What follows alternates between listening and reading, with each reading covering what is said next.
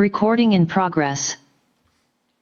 Good evening and welcome to the April 22nd, 2024 Tualatin City Council meeting. I'll go ahead and call this meeting to order. Our first item on the agenda is the Pledge of Allegiance tonight, led by Councilor Reyes. Put your hand over your heart.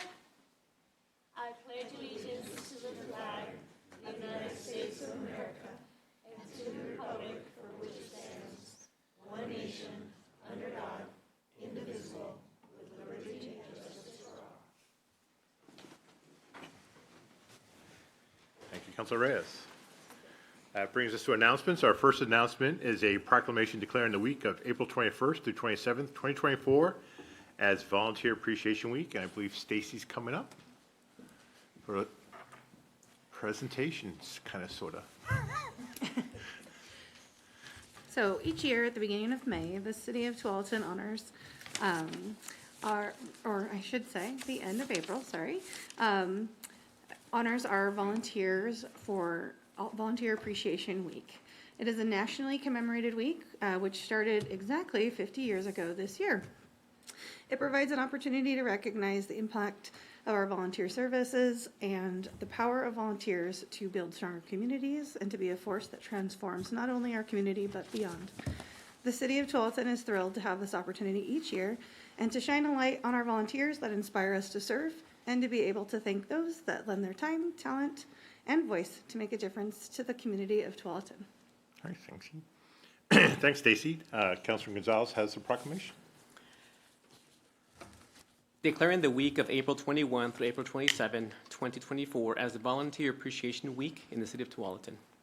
Whereas the entire community can inspire, equip, and mobilize people to take action that changes the world, and whereas in 2023 over 800 volunteers contributed approximately 16,780 hours of their time, equivalent of about 8 full-time employees, to the betterment of our community.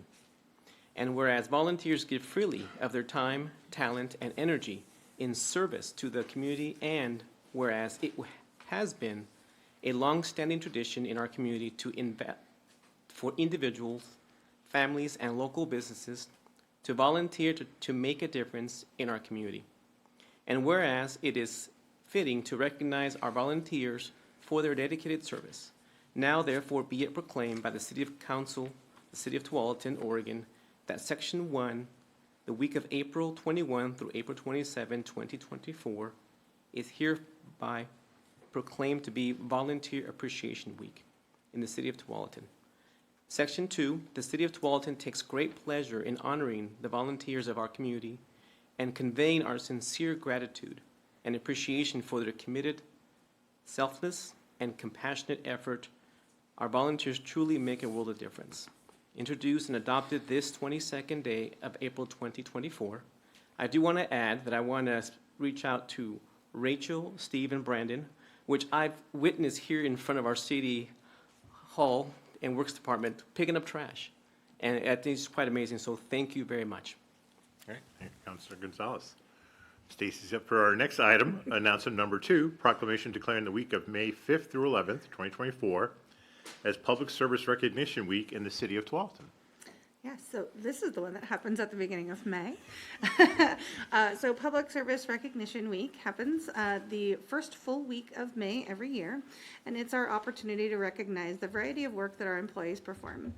Our approximately 195 employees truly are public servants who tirelessly serve our community in a variety of ways, such as the police staff, the library, the court, or our public works staff who keep our streets and environment safe and clean, or working behind the scenes in finance, maintenance, IS, HR, and admin, and our other internal services. Our employees can be counted upon to show up, act with heart, and in a professional manner, which has lasting and positive impacts on our community. And for that, the city chooses to recognize our employees for their dedicated service to the City of Tualatin. The first full week of May, we recognize our employees with small tokens of appreciation, ranging from coffee and donuts, Tualatin logoed items, and a lunch served by the executive team. This is the city's small way of giving back to our employees and saying thanks for all their hard work performed year-round. All right, thank you. Councilor Brooks will read the proclamation. I wanted to say one of the most rewarding parts of being a city councilor and being elected is getting to know our city employees. I don't get to know every single employee, but I get to know a lot of our employees, and I just want to say that it's really a privilege, and our employees, I think, go above and beyond and tackle things in such bright ways. So it's been a pleasure to work with everybody. Proclamation declaring the week May 5th through May 11th, 2024 as Public Service Recognition Week in honor of the public employees of the City of Tualatin. Whereas public service is an honorable calling that involves a wide variety of challenging and rewarding professions, including providing recreational services, maintaining public safety, improving transportation, protecting our environment, and performing administrative and management activities which are essential to efficient and effective operation of government. And whereas Tualatin city employees contribute significantly to the quality of life for the Tualatin community with their commitment to excellence, high ethical standards, and diversity of skills.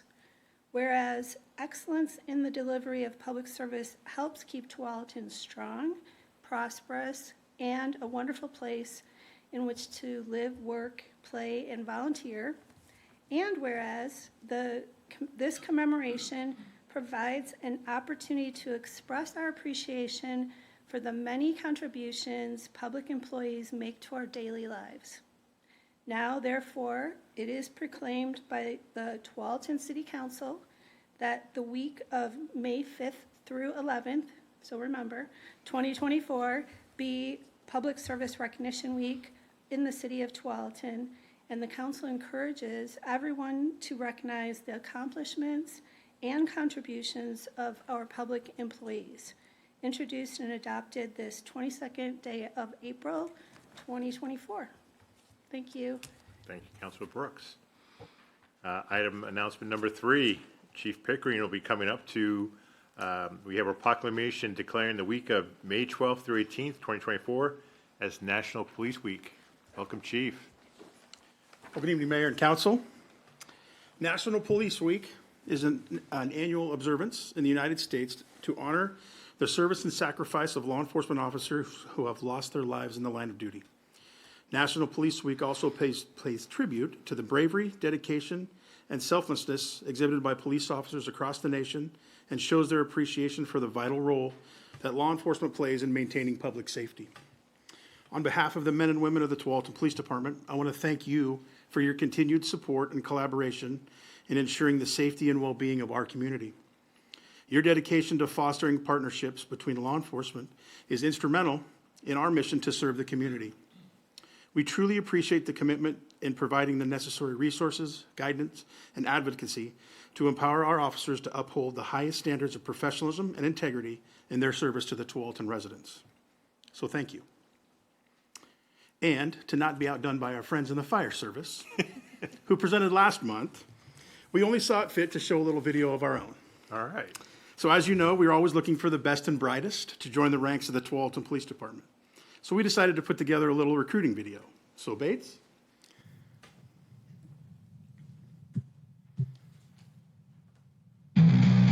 Tualatin is a mid-sized police department. We are the primary guardians for the community.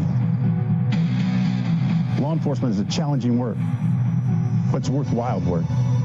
We've spent the last couple of years reimagining policing in our area, our country, and as a department. Hi, I've been with the Tualatin Police Department for about 2 years now, where I played college softball prior to coming here. Some of the favorite things I love about Tualatin is the similarities I see between sports and working here. There's a lot of camaraderie between myself and my coworkers. We're always looking out for each other and just trying to help each other out wherever we can. Can't see myself going anywhere else because I love the Tualatin way. Bye. We value fairness, customer service, and we focus on the legitimacy of police operations. I like being an SRO because I get to work games, football and basketball games. I also get to work dances, homecoming and prom. I also get the opportunity to run a middle school camp, and I also get the opportunity to teach in the classroom. and make those positive connections with students. Now let's go Wolves. Law enforcement is one of the unique opportunities where each and every day you come to work, you have the chance to help someone. One of the things that I love about working at the Tualatin Police Department is our community engagement. The opportunity to work with the community for special events like Viva Tualatin, the Giant West Coast Pumpkin Regatta, and Blender Dash. Come join our team and do it the Tualatin way. We know each other by name. We hang out together. We do things on the weekends together. We have a fairly simple philosophy. We hire for character and believe we can train for anything else. We seek anyone who desires to serve the public, and we want to see you apply with our agency. The Tualatin way.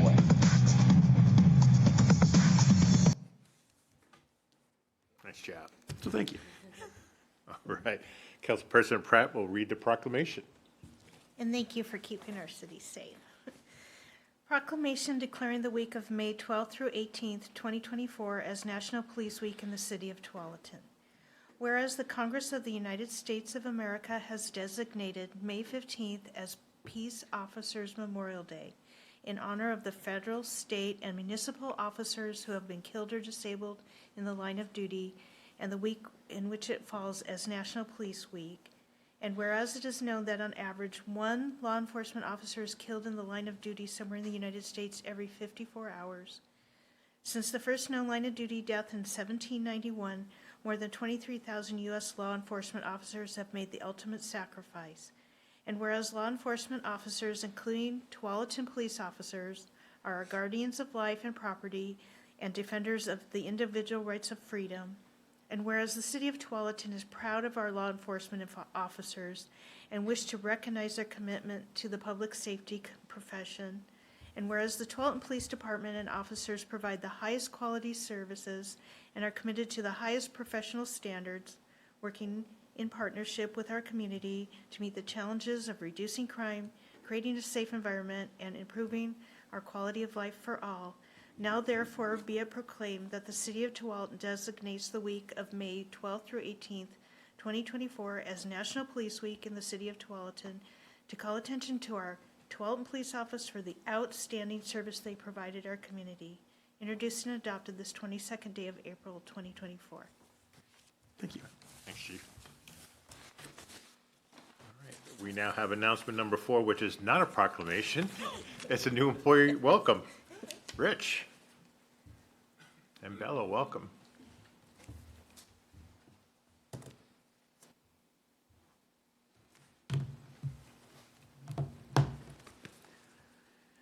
Good evening, Mayor and Councilors. I'm Rich Mueller, Parks Planning and Development Manager, and I'm pleased to introduce Isabella DiFilippo, who prefers to be called Bella, the Parks and Recreation Department Office Coordinator, who began March 25th. Bella will provide administrative support and working on coordination, public communication, information, marketing for Parks and Recreation programs, operations, and projects. Bella recently worked for the Simi Valley Library, where she was administrative assistant, as well as marketing coordinator for the public library system. She worked for the library for 7 years and also for California Lutheran University as department assistant. Bella possesses a Bachelor of Arts majoring in English with minors in creative writing and film from California Lutheran University. She's a published author and received numerous collegiate awards and honors. Please join me in welcoming Bella to Tualatin. Welcome, Bella. Thank you. So how are you liking it so far? I love A it. few weeks? It's been great so far. All right. And what's your book about? It's a little bit much to get into here, but Is it fiction, nonfiction, science Fiction, fiction? yeah. Fiction, all right. All right. Well, welcome. You're working for a great department. You got great managers, terrific city, and as we were discussing in work session, people love parks here in Tualatin, so you're in a fantastic department. And I wish you great success and a lot of fun here in Tualatin. thank you. Thank you very much. All right. Thank you. Thank you. All right, that brings us to public comment, I believe. Yep. Public comment is an opportunity for anyone to address the city council on an item that is not on tonight's agenda. Please keep your comments to about 3 minutes. Those folks who attended city council a lot will notice the clock is missing tonight. But don't fear, Megan has her Apple iPhone with the dreaded 3-minute timer on it, so she will keep track of time tonight, especially when we get to our hearings. If there's anyone here in the meeting who would like to address the council, this would be the appropriate time, and then we'll do folks in Zoom after that. So I have no one signed up for public comment outside of the hearings tonight, but you don't have to be. Does anyone want to discuss an item tonight? Do we have anybody in Zoom? All quiet? All right. Okay, that brings us to our consent agenda. Our consent agenda are those items that are considered routine. They'll be adopted by one motion tonight, unless someone on council would like to have it pulled off consent and heard later tonight. The consent agenda tonight consists of item number 1, consideration of approval of the work session and regular meeting minutes of April 8th, 2024. Item number 2, consideration of approval of late liquor license renewals for 2024. Item number 3, consideration of approval of a change in liquor license application for Stickman Brewing Company. Item number 4, consideration of resolution number 5767-24, increasing the contract authorization amount for the transportation system plan update. Item number 5, consideration of resolution number 5768-24, authorizing the purchase of La Casitas Park playground equipment through an interstate cooperative procurement program. Item number 6, consideration of resolution number 5769-24, awarding the contract for construction of the Martinazzi sanitary sewer upsizing project. And finally, item number 7, consideration of resolution number 5770-24, authorizing the city manager to execute a grant agreement with the Oregon Institute of Technology and appropriating special purpose revenues in the city's general fund during the fiscal year 23-24 budget. Would any councilor like an item pulled from consent and heard separately later tonight? I move to approve the consent agenda as read. I second it. I have a motion and a second to approve the consent agenda as read. Any discussion on those motions? All those in favor say aye or raise your hand. Aye. Opposed? Abstentions? It's unanimous. All right. Page 2. That brings us to special reports. We have an outside agency grant awardee. The Family Resource Center will give us a presentation about their what they've been doing for the area and for Tualatin. Welcome.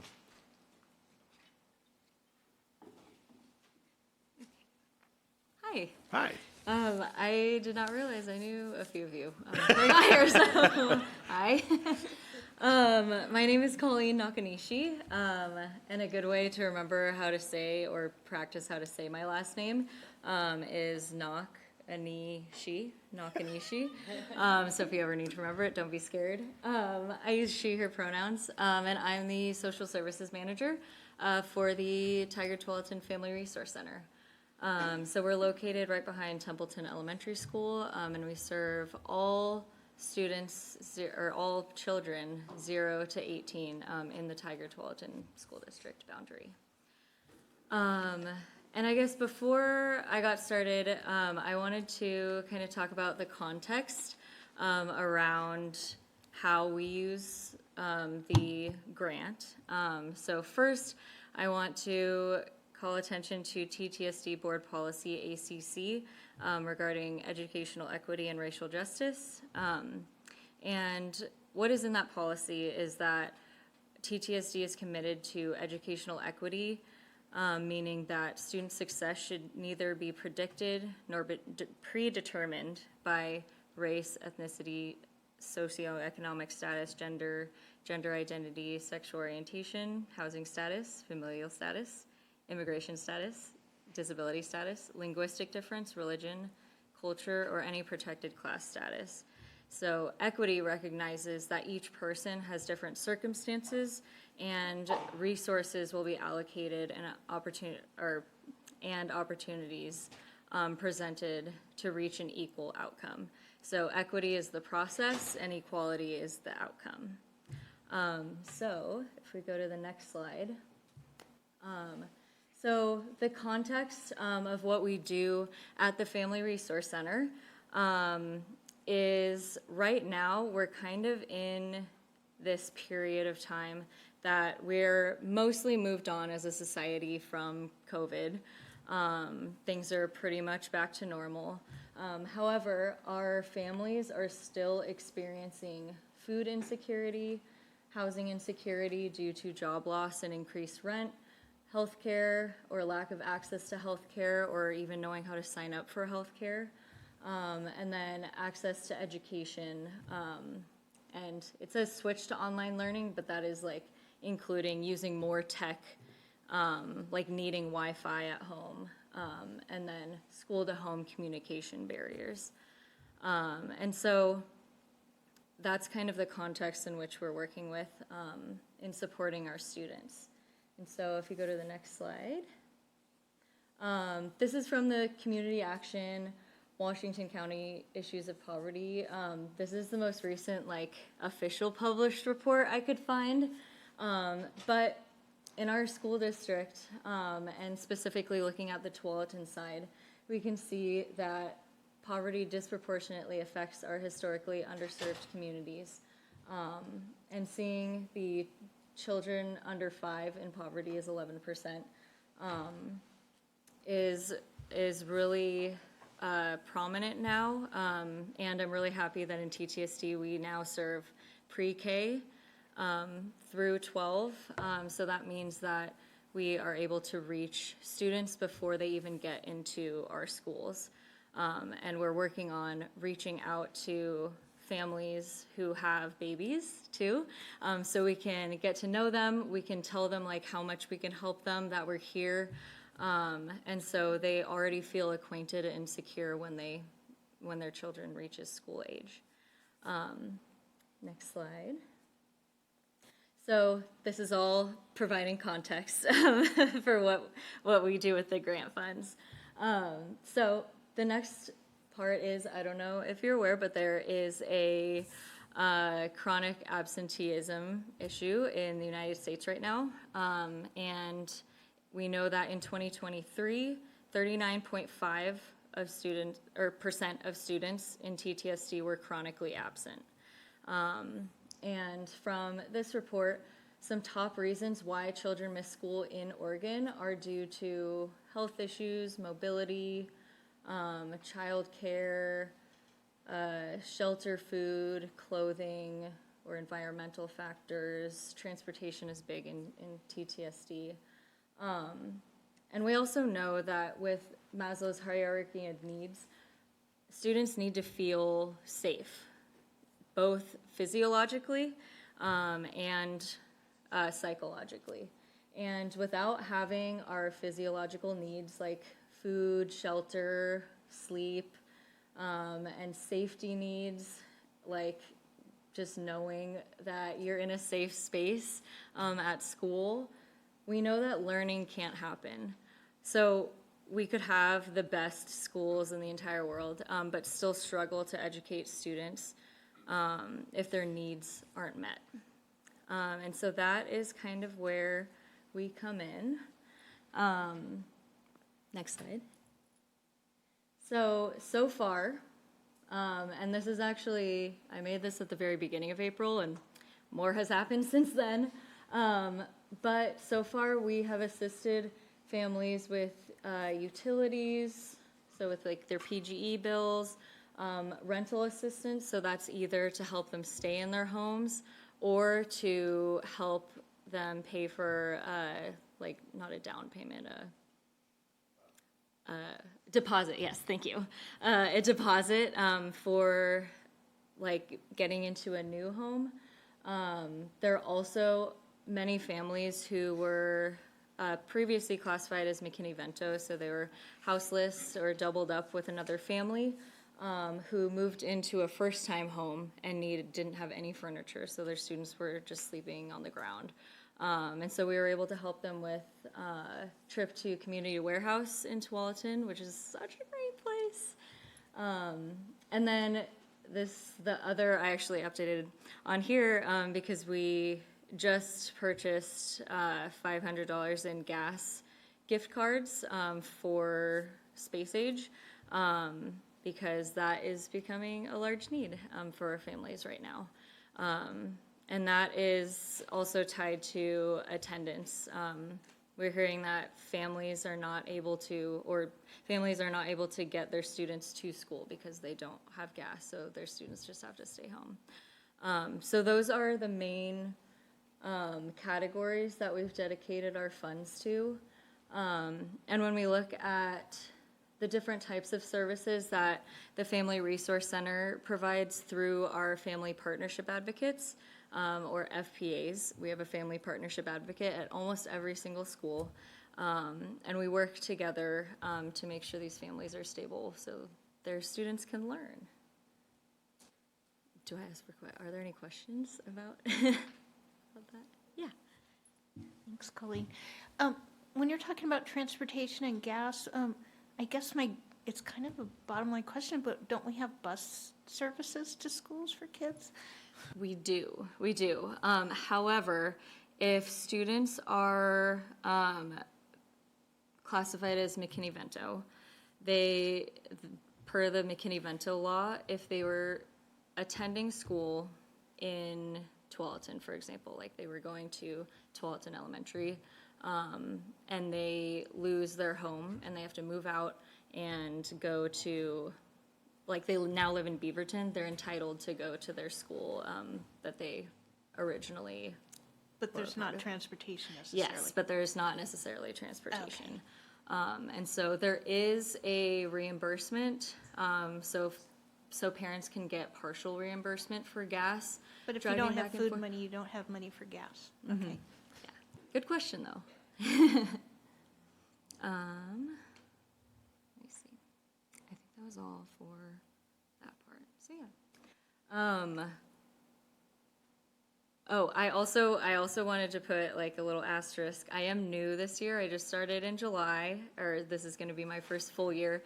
So I believe that I was more reserved with funding this year just because I didn't want to spend all our money all in the first year that I got here. But we're anticipating helping our families access summer camps for their kids going into the summer season. So I'm really excited about the Tualatin Police Department Heroes Summer Camp. I've already heard students talking about that. They're really stoked about that. And then also the Safety Town Summer Camp. So we're anticipating helping families with that too. Next slide. So I just wanted to connect the dots between everything that I presented on. So first, we know that families are struggling with housing, food, other basic needs, which is the long-term impact of COVID. And poverty disproportionately affects our historically underserved populations in Tigard and Tualatin. And along with that, students are more likely to miss school when their basic needs aren't met. And so what our role is to remove barriers that are not related to their education that leads to students accessing their education. And that aligns with TTSD's mission, which is to educate every child. And last, I wanted to share just some future hopes and sustainability for the future. I know that we're in a weird period right now in TTSD where things are shifting because of the budget. And so we are looking at doing more partnerships with outside organizations. So right now that looks like a potential partnership with SOAR Legal to host legal services and citizenship or English classes for parents. So we're becoming more of a community site. We're having meetings with Washington County ODHS Self-Sufficiency so we can host in-house services or have caseworkers there who families can access through our schools because we need to be a bridge for government organizations because the school is a trusted place. We're also meeting with OHP Community Outreach to host OHP assisters on our campus or on all of our campuses because they're expressing a need to reach certain populations, and so we want to help them do that. And then last, just focusing on prevention rather than just band-aiding things.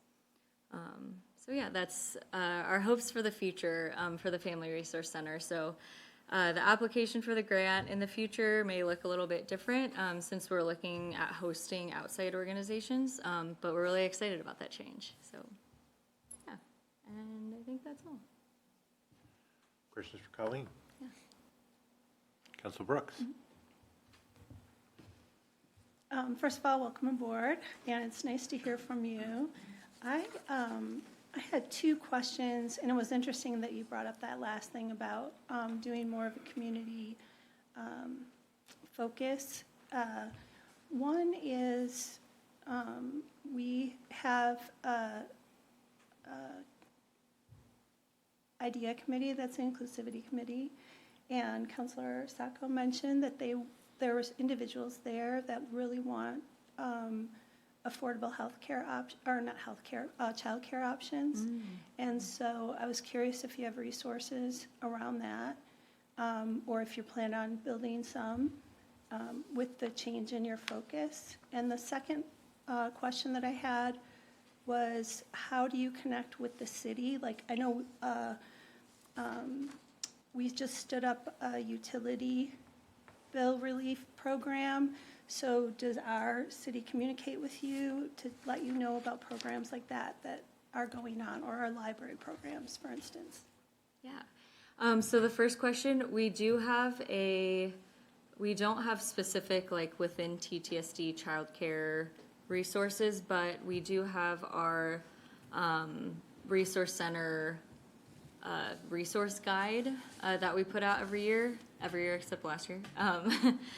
So that is being worked on, but I'm so glad that you said that, because now I want to make sure that since that is a need that's coming up, I want to make sure that that section is updated for our families. I'm also interested in that committee. That sounds fun. And then last, for your second question, our TTSD is actually working on building more connections within the city, and that's how I know Councilor Sacco in the Pride planning, and I met Megan before, so we're building that infrastructure right now. I know that Betsy came to, I forget what her last name is.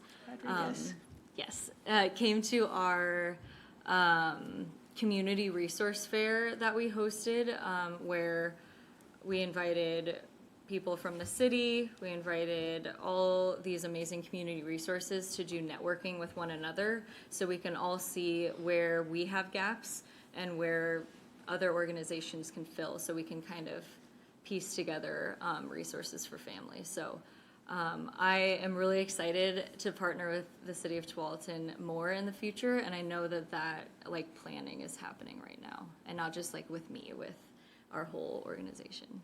So. Thank you. Other questions? Councilor Hager? I don't have a question. It's nice to see you again. But in Tualatin, we call it Tualatin Tigard School District. I was wondering about that when we got here. I was like, should I You just don't need not to wonder mention the other any T longer. word? I love that. Noted. Noted. Other questions or comments? Council President Pratt? I'm just wondering that's just shocking that almost 40% of kids are chronically missing school. And what do you think would be the top thing that could, I know there's a million things, but what are the top thing or two that could be done to help with that, reduce that? Whew, that is the $1 million question, I think. I do think that one of the main things that we are trying to work on is building that trust back between families and schools, because we know that some families may have gone to online schools, not within our district, and some families are going to private schools, and some of that is just a lack of trust with the public education system. And so we're working on like doing intentional outreach to families with family engagement events, and that's what our family partnership advocates do at every school. They reach out to those families who may be slipping between the cracks and who kind of just disappear, and our FPAs are so amazing, and they reach out to those families and go to their homes and find the kids. So I really just think that making schools a safer place and a place where families know that they can go for help, that is one thing that we can do to help. Councilor Gonzalez. Thank you so much for this update, and I'm happy that you acknowledge that the schools have failed our families, and the kids don't feel safe, and parents don't trust the schools anymore. That's just too bad. So I'm really happy that you're out there doing that hard work, because it is hard. There was 13, almost a significant amount of kids who unenrolled from public schools for that reason. I also want to make sure that you're also aware that maybe you also should try to partner with the CIOs that we have in Tualatin. There are plugged into local communities. I guess every place you can voice what you're doing to help our community is very helpful, okay? So the CIOs is one organization that you want to maybe familiarize yourself with as well, okay? Thank you so much for coming in and updating and doing what you do, okay? Thanks. Community Involvement Organization. Councilor Sacco. Hi, Colleen. It's so nice to see you in person and outside of Zoom land. Thank you for being here tonight. Just one quick comment. You had mentioned some great summer programming. I just want to make sure you're also aware of Team Tualatin, which is a kind of operates kind of like a camp. It's a volunteer opportunity for students from 8th grade to 12th grade. And so it might be something that you could help connect students with and who need some summer programming. Nice. Would that be on the Tualatin website? It is, yeah, and I can send it to you as well. You should. Thank you. All right. Anything else? Well, thank you, Colleen, for coming and taking some time out of your evening to give us an update on the important things you're helping, our community. One agency can't get it done by itself, but when we have multiple agencies like yours helping our residents of Tualatin, it's very much appreciated. Yeah, thank you so much for having me. All right, and Colleen, I just wanted to let you know, I just sent you a link to our utility bill assistance program that Councilor Brooks mentioned. Thank you. If you have anybody that qualifies, please push them our way. Amazing. All right. All right, that brings us to public hearings. So tonight we have the, remember back a few months ago, Steve Coper was here with ideas for some short-term code updates that our folks could get done. There's 3 items we were looking at, cannabis hours, pickleball, and changing in zoning in our core central downtown area for durable goods. So we've got two ordinances tonight, 1484-24 and 1485-24. I talked to Steve and Aaron. We're going to do 1484 first, which is the pickleball and durable goods, and then 1485, which is the cannabis hours, just so folks know how we're going to proceed. I've got my usual script to read, so I got to do it twice tonight. I'll start off with the first one with ordinance number 1484-24. This is a legislative land use hearing for the City Council to consider ordinance number 1484-24, which will modify Tualatin Development Code Chapters 39, 53, 54, and 57 to expand and modernize permitted land uses in various commercial zoning districts in support of business retention, growth, and attraction in furtherance of Comprehensive Plan Goal 4.2. This is a plan text amendment number PTA 24-0001. The criteria for granting a plan text amendment are the applicable statewide planning goals, Tualatin Development Code Section 33.070 plan amendments, and the applicable goals and policies of the City of Tualatin Comprehensive Plan. The hearing tonight will be conducted as follows. First, the public hearing will be open and city staff will make a presentation.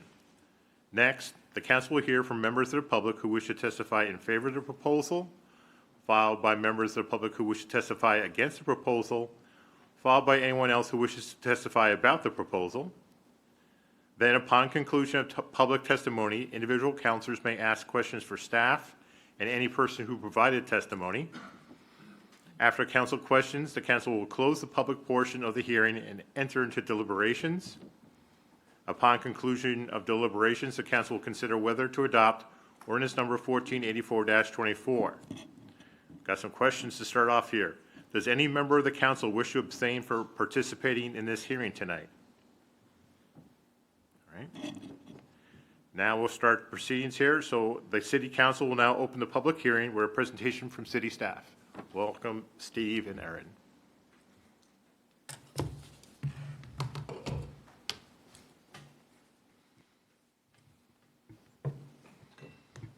Thank you, Mayor. While Aaron's getting queued up, I'll just introduce our presentation. I'm Steve Cooper, Assistant Community Development Director, and Aaron Engman, Senior Planner, here to present PTA 24-001 and then Ordinance 1484-24. And we're going to be giving one unified presentation for both, which we'll just give at this time and then not give a presentation for the next ordinance. Okay. All right. Thank you, Steve. Good evening, Mayor and councilors. As we mentioned, we're here to discuss the legislative amendment. Next slide, please.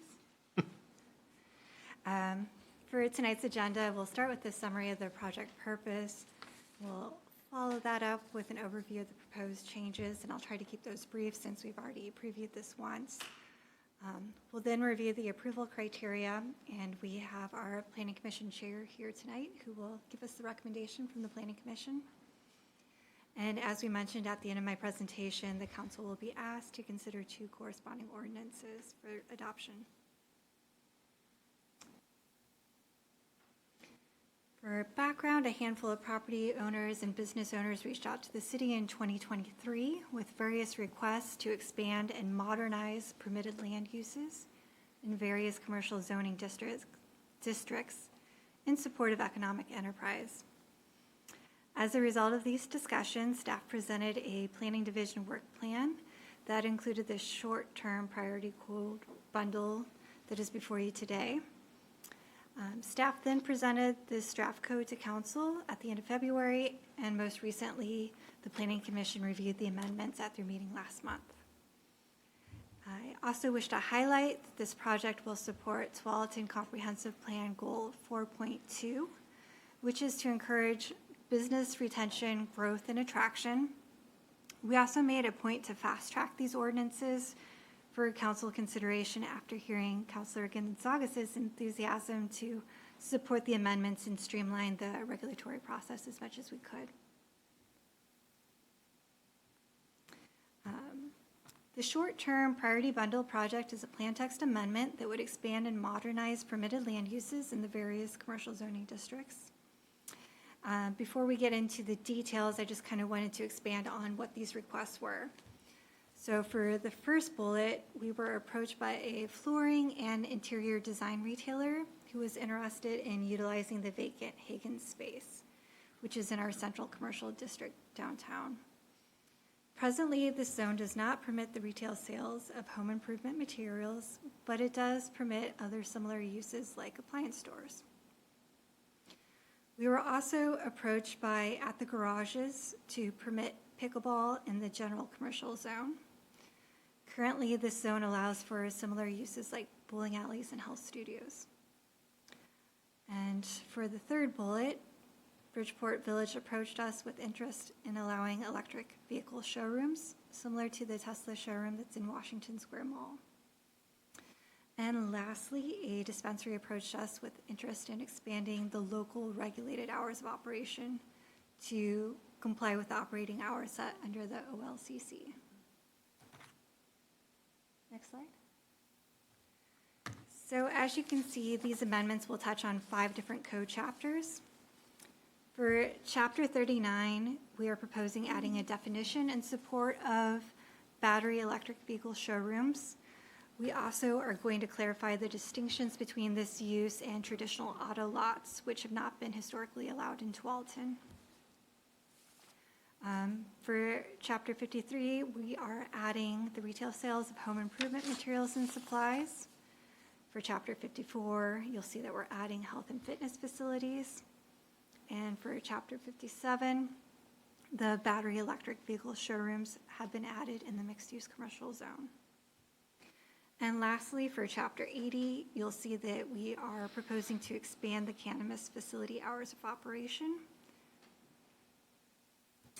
And on these following slides, we'll kind of review the details.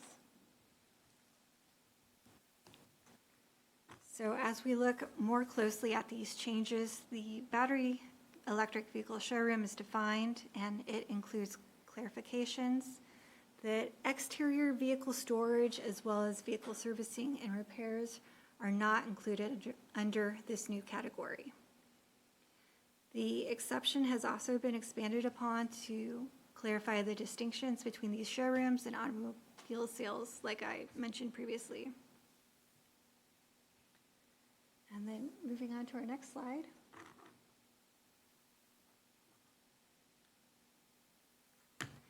The amendments in Chapter 53 add the requested use for retail sales of home improvement materials. The Central Commercial District is meant to encourage pedestrian scale development commonly found in downtown areas. And because of this, we've included a building or tenant cap in the limitations, and the number we chose, the 65,000 square feet, reflects the existing condition of the vacant Hagen site, so we can utilize that existing site condition and curtail any future big box retailers in the area. Then moving on to Chapter 54, you'll see that this slide speaks to our pickleball use. Because there is the potential for outdoor activities, we propose some limitations around this use. And these mitigative measures were pulled from existing code language we have that regulates similar outdoor activities in other sections of our code. So you can see that we are going to require a buffer between residential uses and this pickleball use. There's also some fence screening required and quiet hours.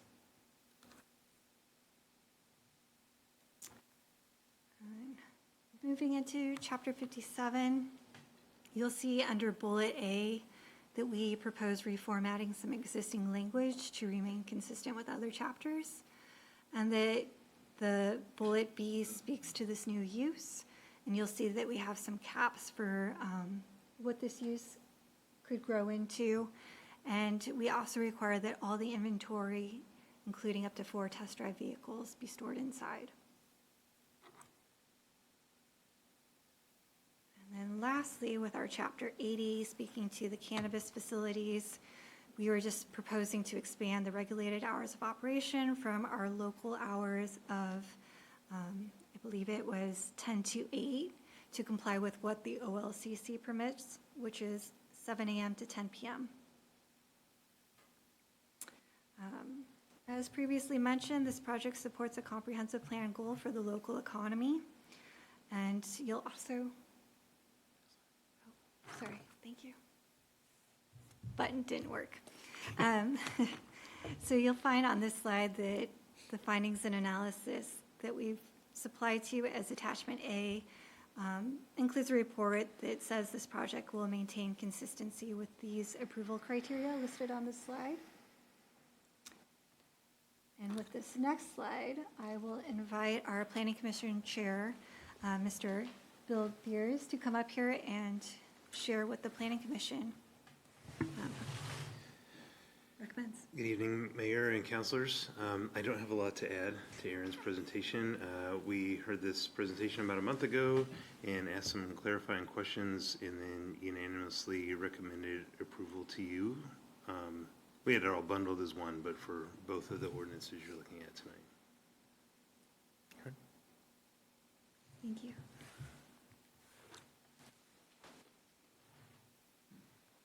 And then, kind of concluding my presentation, the proposed amendments have been divided into these two separate ordinances, which we've mentioned. So if approved, the first ordinance, 1484-24, will amend the chapters we discussed, excluding the cannabis chapters. So that would be chapters 39, 53, 54, and 57. And those simply will expand and modernize the permitted land uses in our various commercial zoning districts.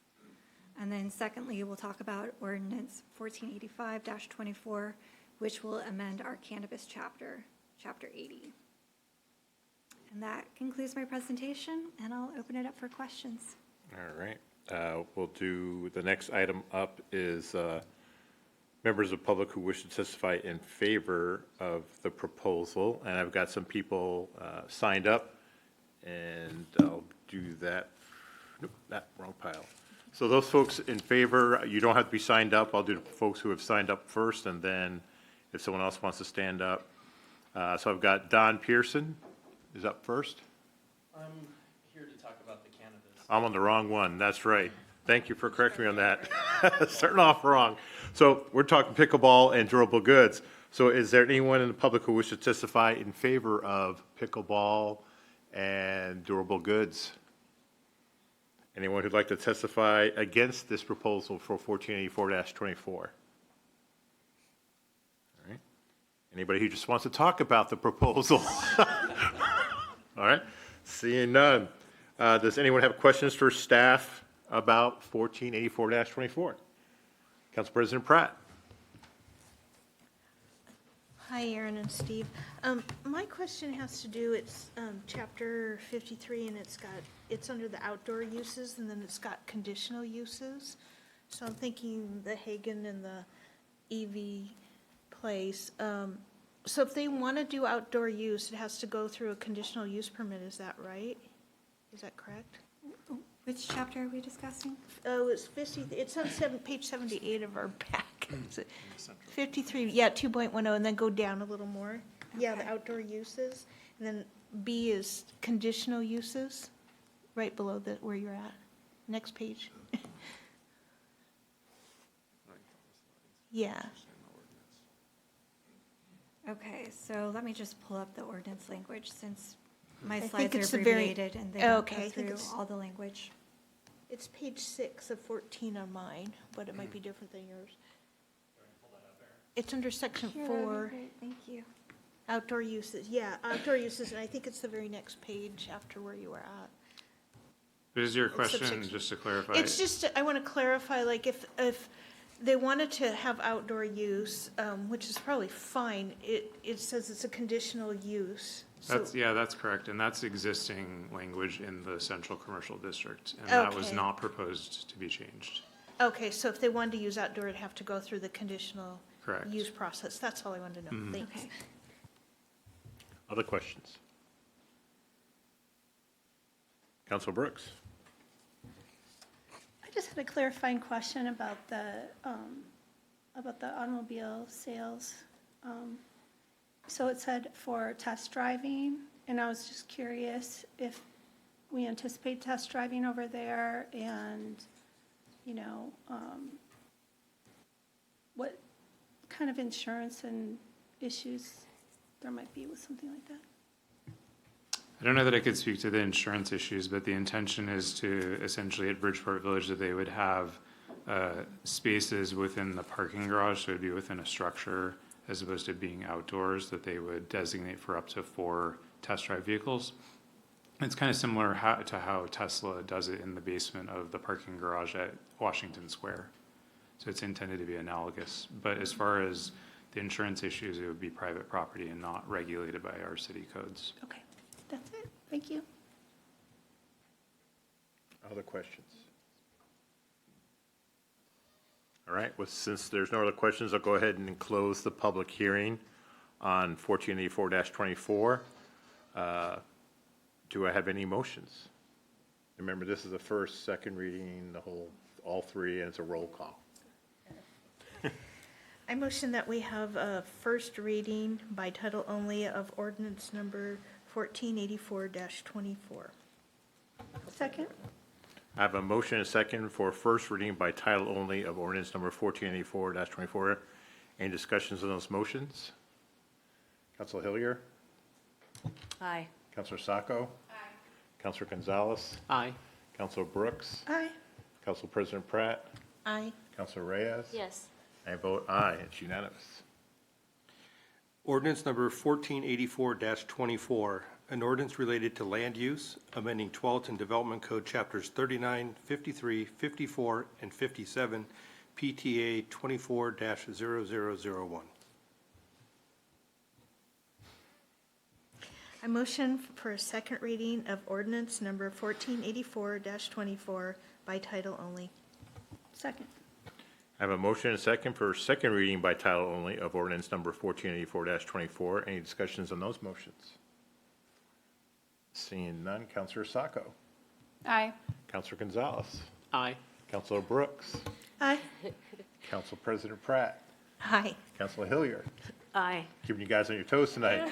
Counselor Reyes. Yes. I vote aye also. It's unanimous. I think that it's my turn.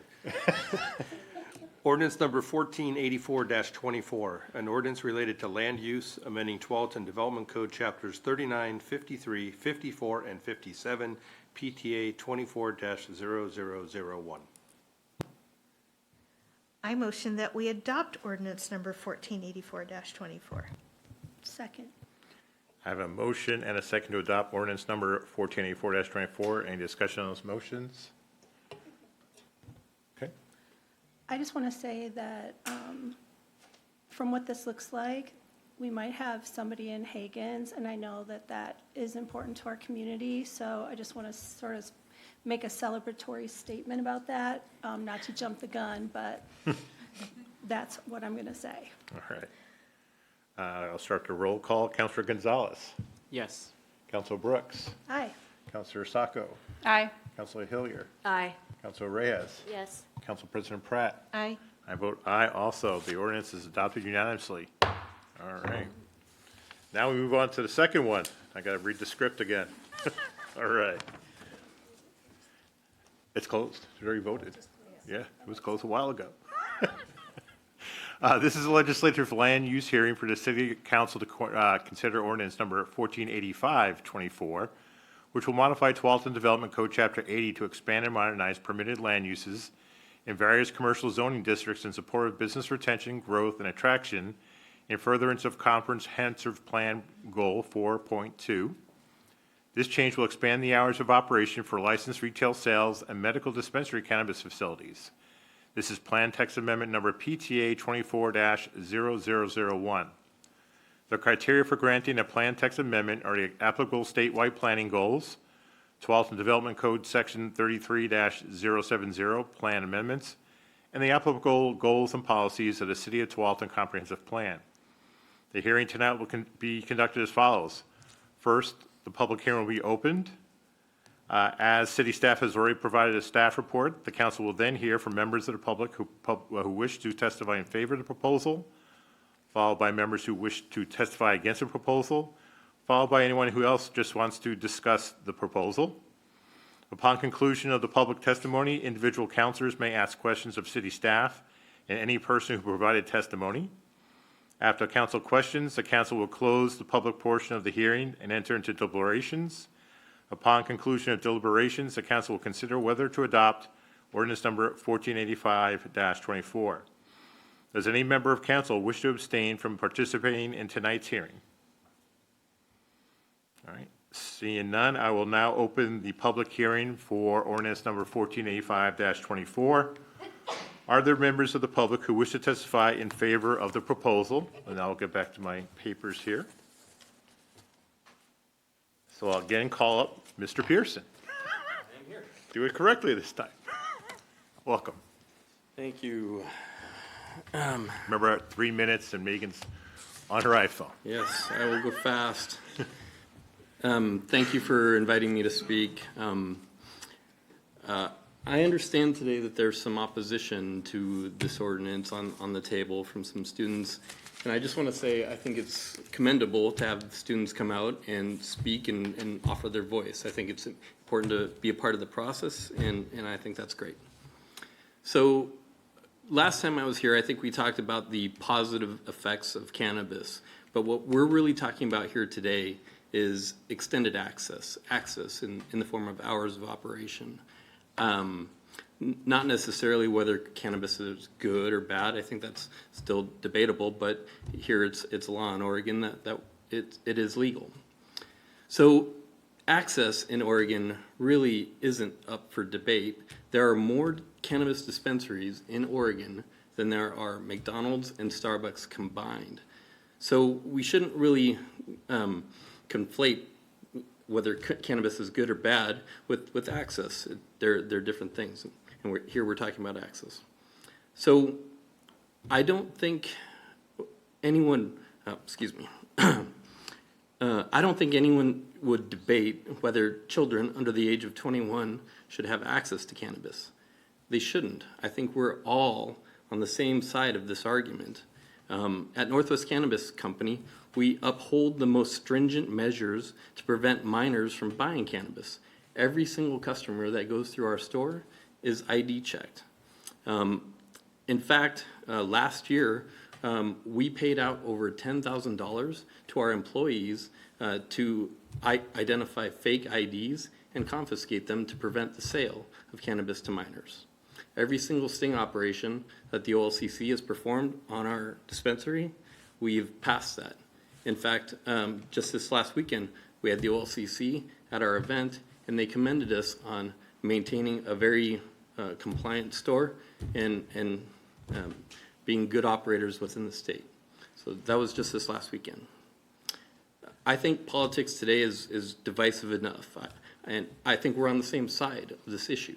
So rather than debating the hours of operation, whether it's good or bad, I think we should really work together on educating our community on the positive and negative effects of cannabis.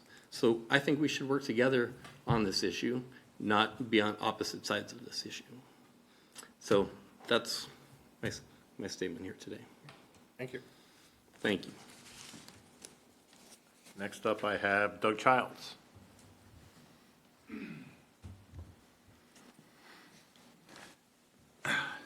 Thank you, and great to speak to the council again. You know, we have been an awesome business partner to this community. We love this community. We want nothing but to see the best happen for this community. I really appreciate the collaboration and help that we've gotten from the community since we opened up business here.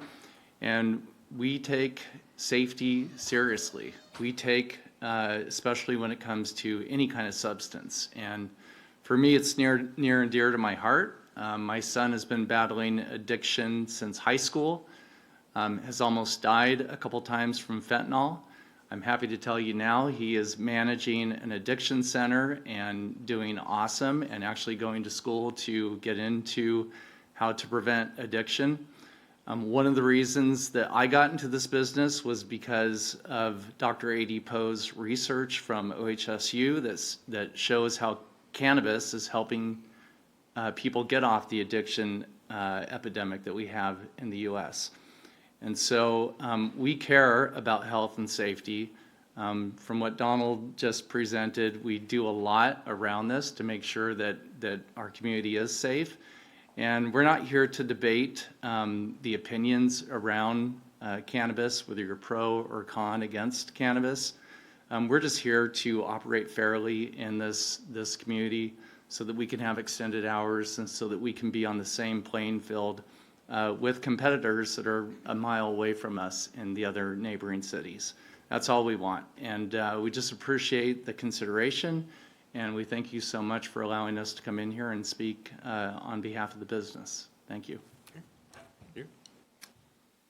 Next up is the Tualatin Chamber, Susan Nowak.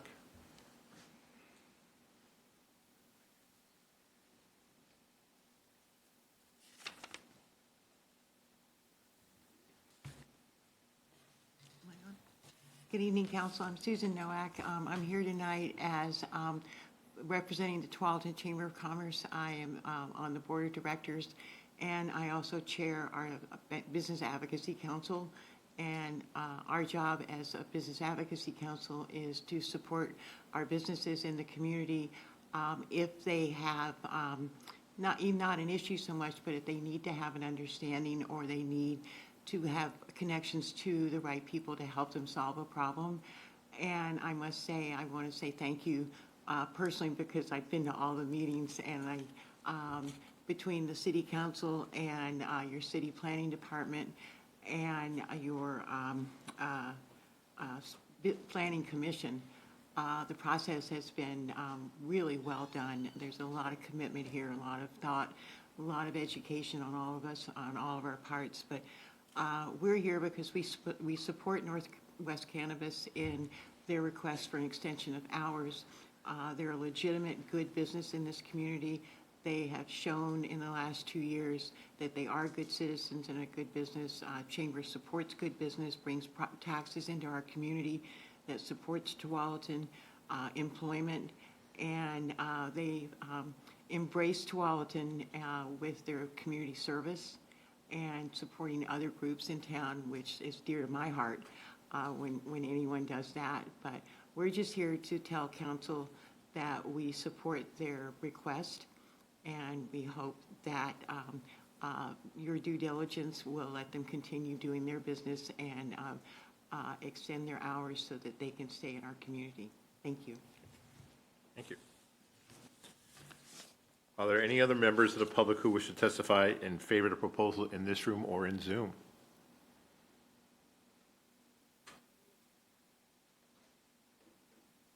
No? Okay, no one in Zoom. All right. That brings us to members of the community who would like to testify against the proposal. I have some sign-ups, and then again, we're open to the floor. First person signed up is Sue Wise. You want them to go first? All right. So are you each coming up separately or together? Together, all right. So we've got Scott Hall, Bergen Lean, and Olivia Beck. Welcome. Is it Beck or Breck? Burke, sorry. Not even close. I saw the face, and that's what I do when people mispronounce my name, so I apologize.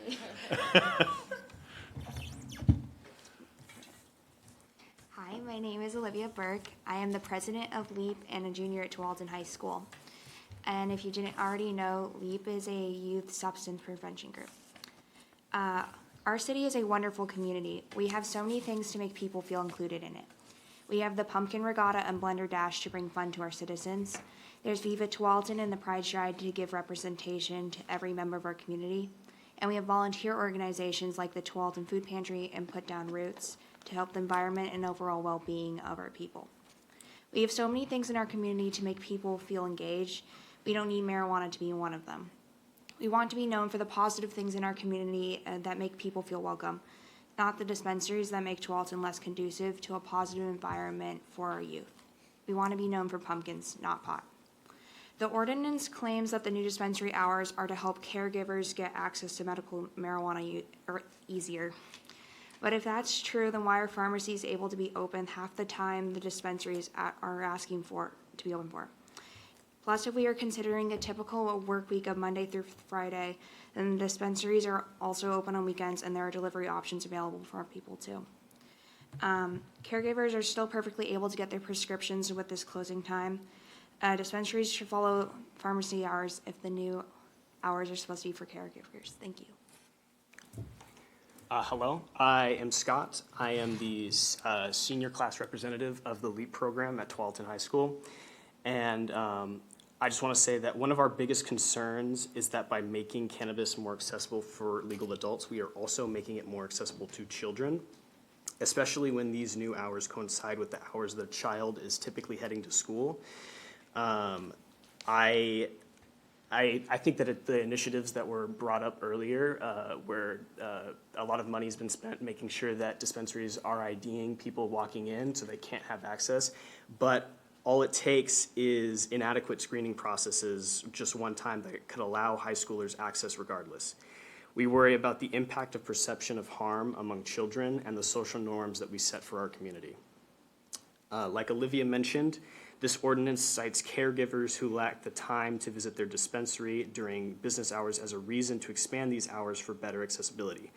We agree that it's important to recognize the people under extraneous circumstances, but anyone who is unable to realistically pick up medical cannabis within the 10 a.m., 10 p.m. hours can always have it delivered to their door through a multitude of services that can be found with a simple Google search.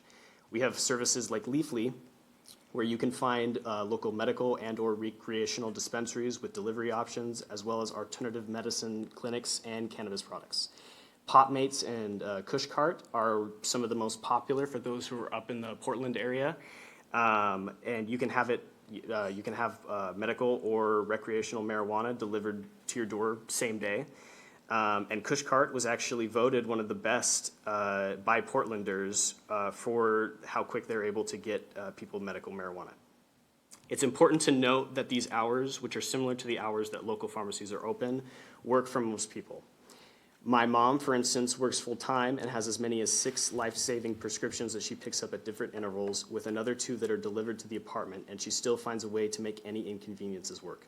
Delivery is something that I'm looking into setting up for my own medications because it's just easier and I don't have to worry about grabbing them last minute. Instead of opening up our community to the hazards of accessibility, we should instead be looking to the alternative practices that we have available to us.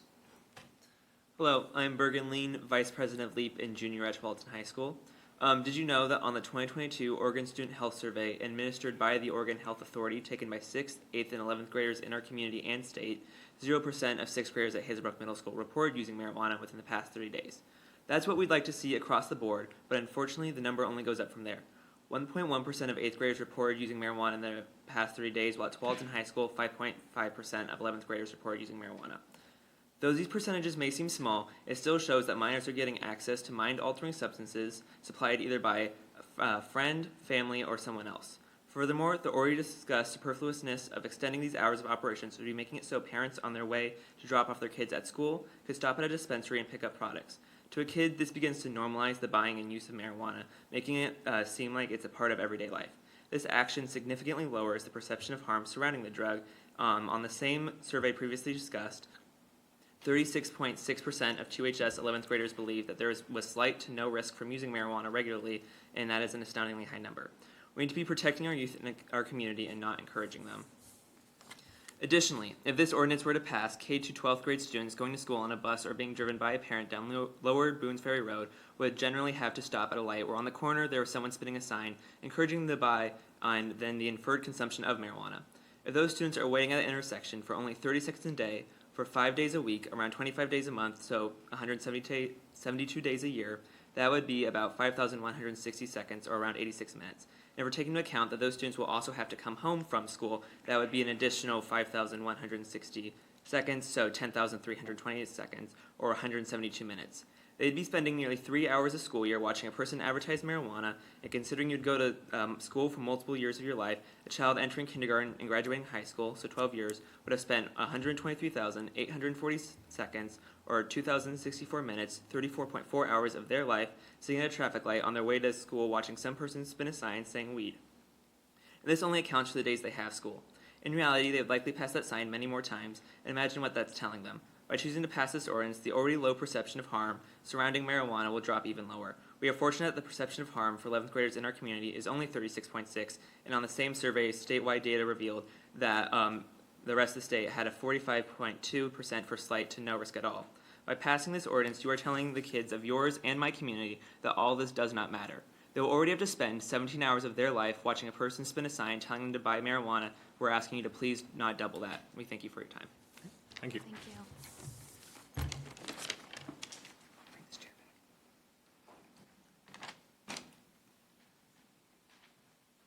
All right, Sue?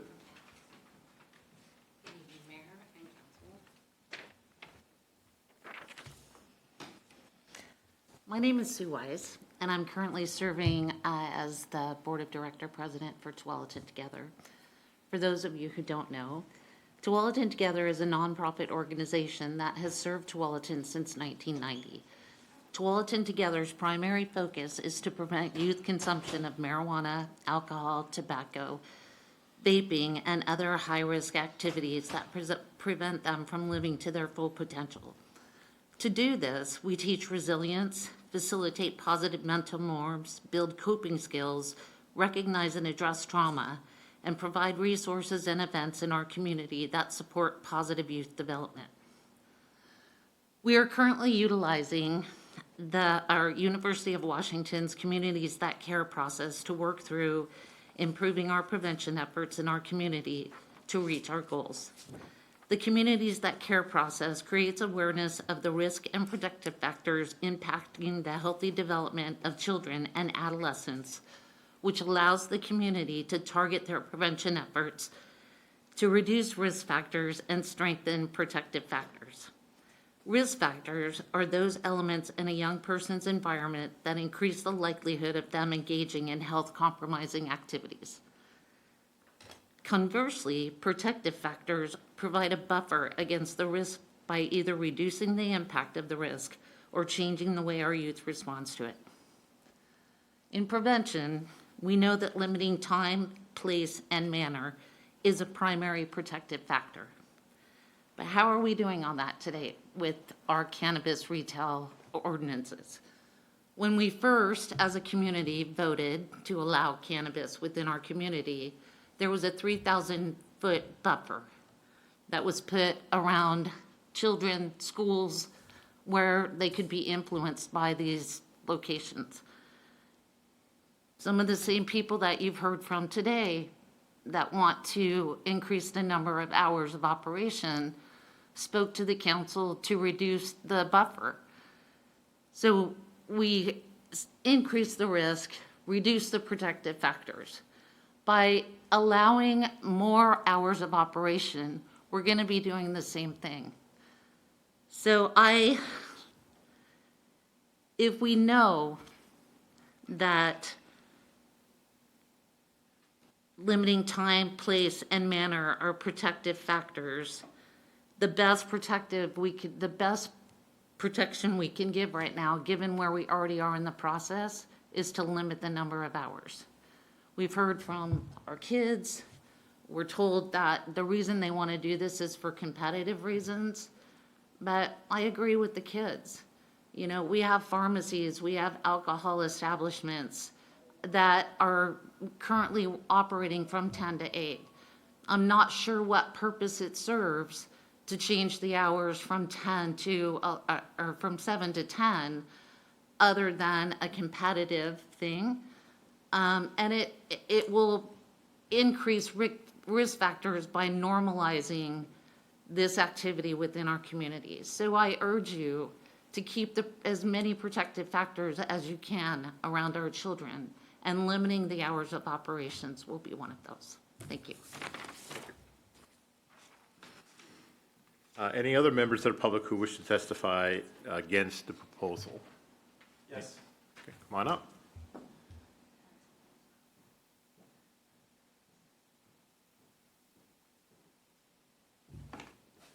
Welcome. Hi, City Council. Do I need to give name or anything like that? Just name, yep. Perfect. Justin Lindley. I'm also an alcoholic, and I started that way in high school because alcohol seemed like the sociable thing to do, and it was promoted heavily and accessible, but only for people that were 21 and up. But that didn't stop me at 14 and 15 from getting alcohol and drinking, because I thought that's what I needed to do. And drinking alcohol caused me to make poor decisions, poor choices. And I'm fortunate enough that in my 30s, I stopped drinking, and I wasn't introduced to other drugs or anything then. I didn't try other drugs because it was known that it was a bad thing, it was a terrible thing. Marijuana was illegal. I tried to stay away from anything that was illegal because I knew it was bad. I've watched over the years as marijuana was legalized, initially for medical reasons, just for medical. So they were selling it as an idea that this would save everybody or have a lot of health benefits. This was just for health, not for recreation, just for health. Trying to convince the public, everybody out here, that for medical benefits, we need marijuana. To me, that's a sale. You're selling people, you're trying to convince people for medical benefits that you need this. That's the same way that people sell all kinds of drugs and everything else, that you need this medically. So we legalized medical marijuana. Then they went to legalizing recreational marijuana and going that route. As we have opened up recreational marijuana across other places in the United States, we still have a rise in drug addictions out there. More and more people think that recreational use of marijuana is okay. And as we said, it's okay for adults, just like we did for alcohol, 21 and over, good to go, you can have that, it's fine. Children see that, kids see that. They see that that's something normal. Young kids who are still learning, their brains are developing, are seeing that it's okay to have marijuana. To do that, that's fine. So I don't think that changing the hours for business, this is not a nonprofit, this is a for-profit company. They can't make it work with those hours, then they can figure out something else. But changing the hours to accommodate them, to be able to make their business to work, is not the right thing to say to our kids. Anyone else? In the room, in Zoom? Anyone in Zoom? All right. Are there any other members of the public that just want to testify in this matter? No one in Zoom? Okay. That brings us to the question and answer part of the hearing tonight. So does any member of the council have questions for staff or any person who testified? Council President Pratt. I have two. One is for Chief Pickering, because we were sent a letter questioning if this has increased crime, having this store.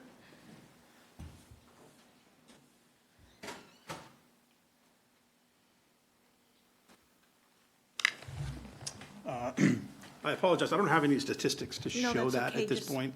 Generally, you must have an idea, I guess. Just since we've gotten Northwest Cannabis, have you seen an increase of any criminal activity, let's say?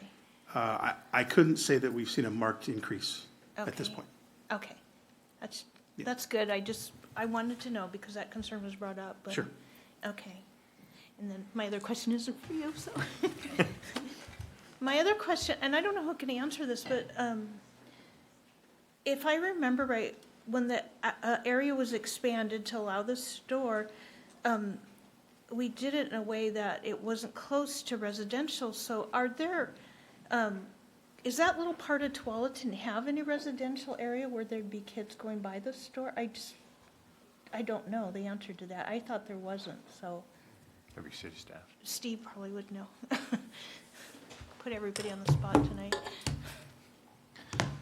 I'll do my best to answer this question. I think this may be correct, but I'm not positive. I think that folks are saying that there is residential area in Lake Oswego kind of further along McEwen Road, and that kids riding the like Pepper's bus Run, okay. would drive by the intersection where the Okay. sign spinners are.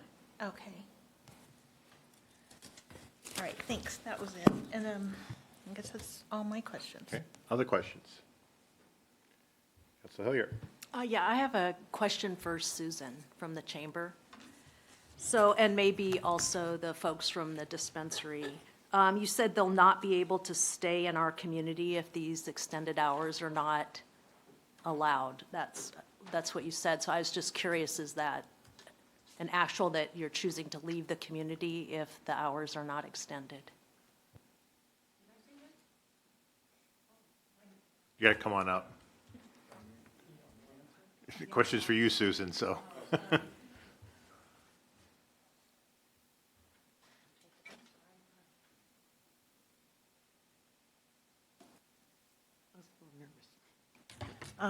Honestly, I don't remember saying that they would not stay in business, because I don't believe that's true. I just think they should be allowed under the Oregon, what I thought I said was that under the Oregon OLCC laws, there are stipulations that they can operate from 7 a.m. to 10 p.m., and that they should be allowed to do that, but I never meant to intimate that they would not be able to stay in business. Oh, yeah, I wrote it down. So, Okay, well, thank you for catching that, but I certainly did not mean that. Which I was just curious about. Okay. So, yeah, thank you. That answer it? Yeah. All right, I'm here. Anybody else? We'll wait for you to sit down again. Oh, thank you. Get your steps in. Thanks. I already got it. Other questions? Councilor Reyes. I think this is for the dispensary. My understanding is that you were asking to open at 7 a.m. instead of 10 a.m., but still maintain the 8 p.m. hour. Is that still correct, or am I misunderstanding that? No, we were requesting 7 a.m. to 10 p.m. For that one, yeah. We were requesting 7 a.m. to 10 p.m. And just why I'm here to allay a concern, we do not have sign spinners. We did that when we first opened. We don't do that or plan to ever do that again. So that might allay one of the big concerns we heard tonight. And your reason why, sorry, can you tell us the reason why, again, you want to open your dispensary at 7 a.m. besides Yeah, the ordinance? there's a number of reasons. Obviously, competition, which was mentioned here, but it's not just about competition. It's about giving access to the medical community. And it's very different than a pharmacy. Pharmacies can actually mail through the U.S. mail system to their patients. Medical cannot do that because, or for cannabis, you can't do it through the postal system. So that option's not available. Usually people with their prescriptions have e-scripts and they can get their routine prescriptions mailed to them. They can't do that in the cannabis industry. So we have to rely on caregivers or the patients themselves coming into the store. In the mornings, every single morning when we open up, there are elderly and medical patients sitting in their cars waiting for us to open. So we know the demand is there for them to get access for their medication before we open. And the reason why you're extending it to 10 p.m. is? Same reason. People have, especially the caregivers, they have day jobs, getting there after work, they have families, they have, children. And so it's an access issue to get there. And same thing as we have people waiting when we open, we have people that are racing in to get in there because they just got off work when we close too. Thank you. Yeah, thank you. Any other questions while I'm here? Not from me. Okay. Other questions? All right, so deliberations? I'll go ahead, so I'm sorry. So if there's no further questions, I'll go ahead and close the hearing, and we'll enter into deliberations.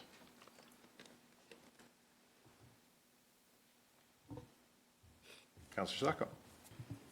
Thank you.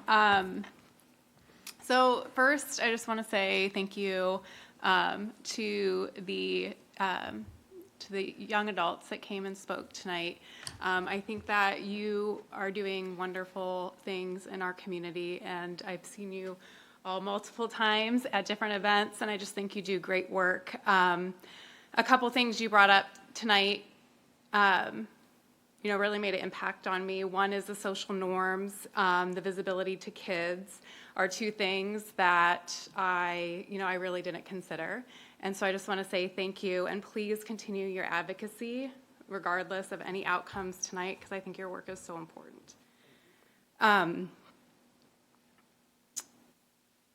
I've been sober for going on 6 years, and addiction is a huge concern of mine. Harm reduction has not been part of my recovery, but I know it is a part of other people's recovery, and people's stories are not all the same.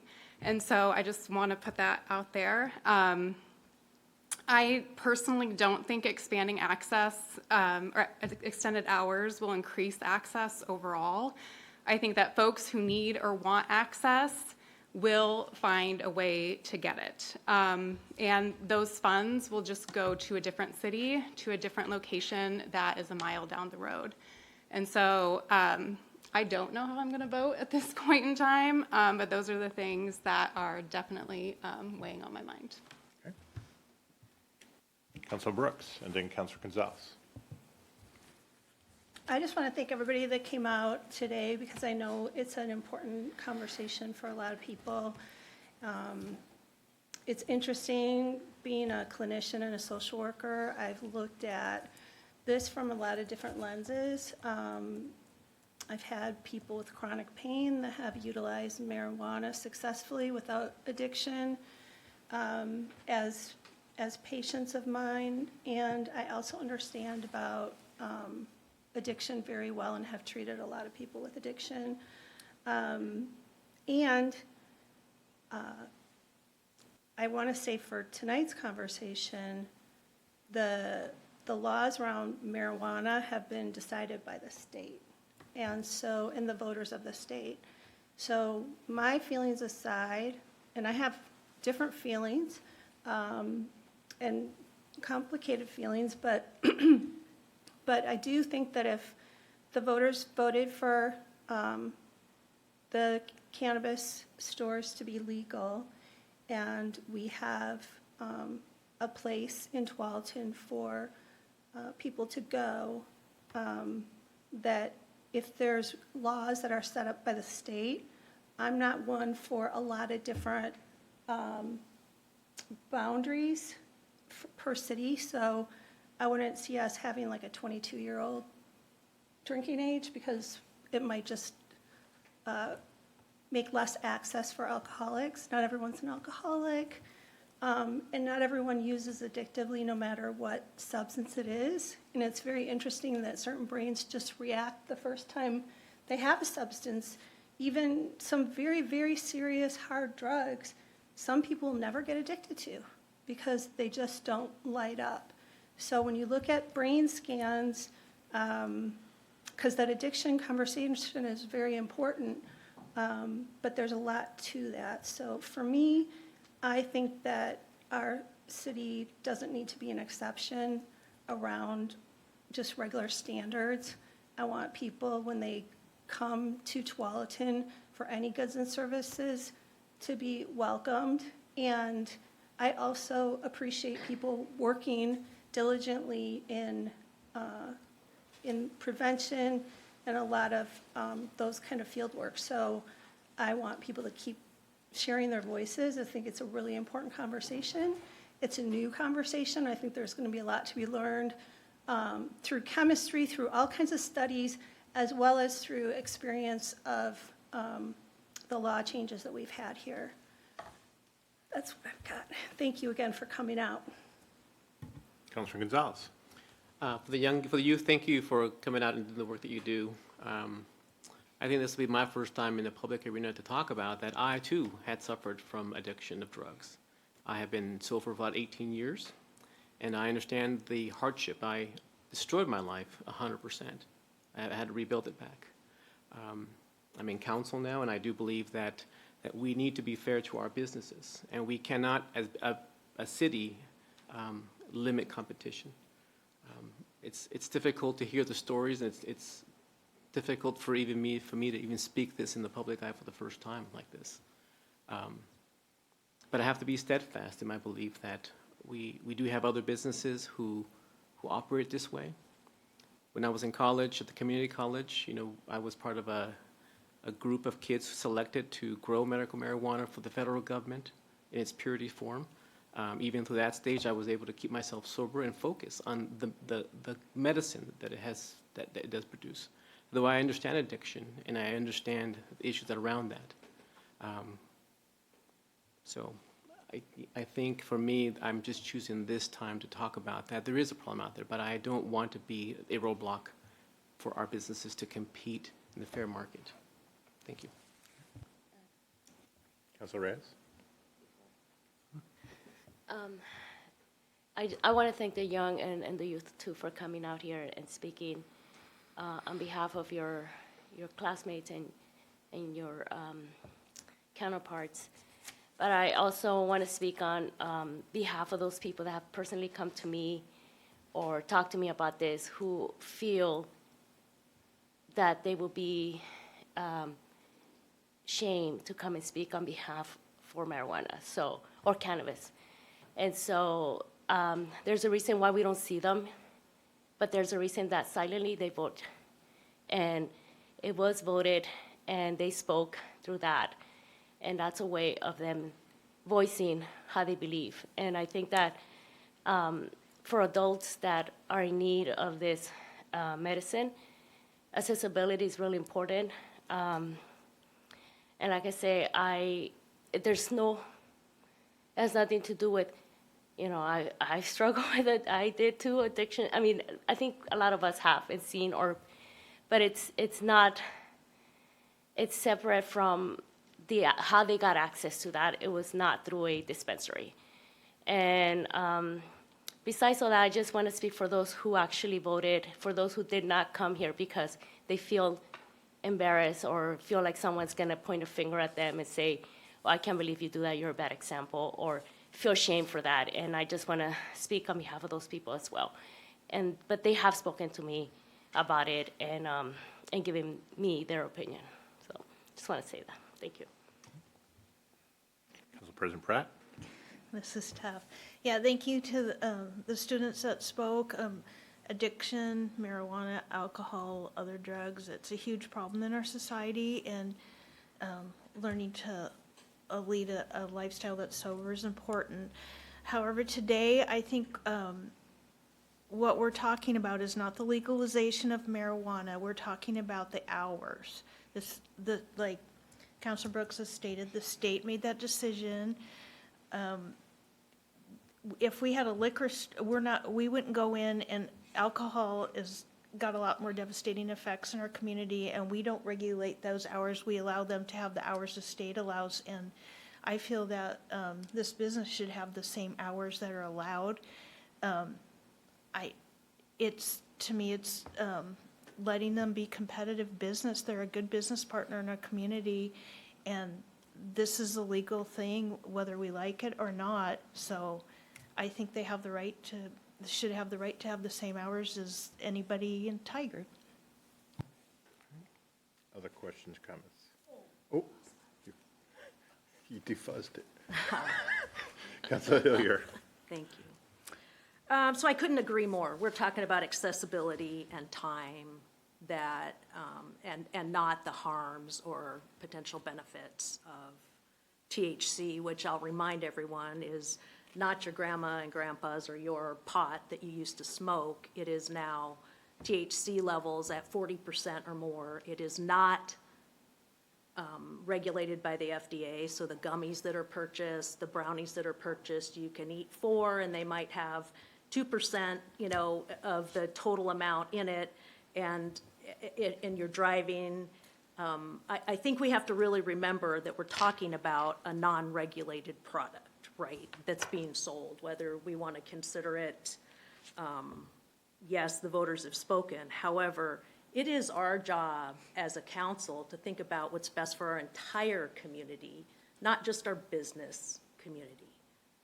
And I guess we talk about so often local control, and we don't want to have to, well, the state tells us this and the state tells us that. This is a perfect opportunity for us to exercise local control. And I really feel strongly that our response to this should be to have them keep the hours the way it is.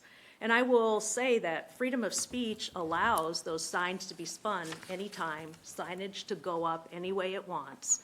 So this is not the only dispensary that could ever be in our community. We are making rules for what could happen with other dispensaries in our community. We're not just talking about this particular one.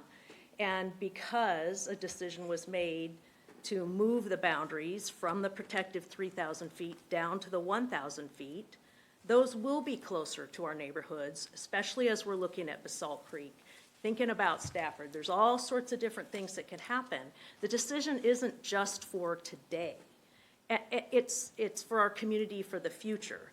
And I have to believe that as much as Northwest Cannabis is thriving right now, that they will continue to thrive even with these hours. I mean, they're great partners, that we hear how great a partner they are. And I just think it's important that, I'll be honest, I think that we're patronizing what prevention can do. The reason we don't see people wrapped around a tree for alcohol or DUIs as often as we do in our community is because prevention is invisible. We don't see what's going on. We don't see the efforts that students are making, that parents who are having conversations with their students. Not enough, but we're trying to move that forward. And I think it's important also that we consider what is our community known for. I'm sure you probably all saw that Northwest Cannabis Company had the Portland's largest 420 cannabis and music festival here.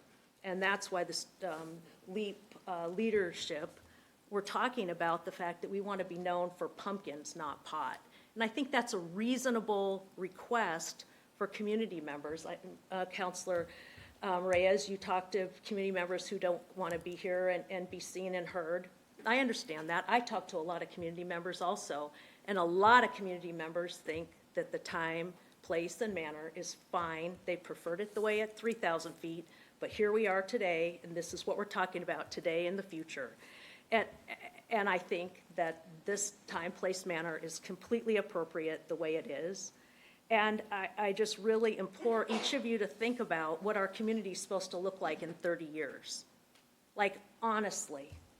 I mean, the perception of harm of youth has decreased around regular use of marijuana exponentially when their trusted adults in their world chose to vote to allow recreational marijuana, cannabis, in our communities, period. We're seeing what's happening with Measure 110 and the state of emergency in our state. We know what's going on with mental health. We know that cannabis can impact 7 times sooner someone into psychosis from use. Not abuse. I understand that there's a whole big conversation of use, misuse, and abuse, and I appreciate that. But it is still not what we need to do to protect our community. And there's more of our community than just our business. And we are not here, we are not the Chamber of Commerce. We are not here to represent just the business. We are here to represent all the people. And that is why I absolutely vote no on this tonight. Other questions, comments, deliberation? All right.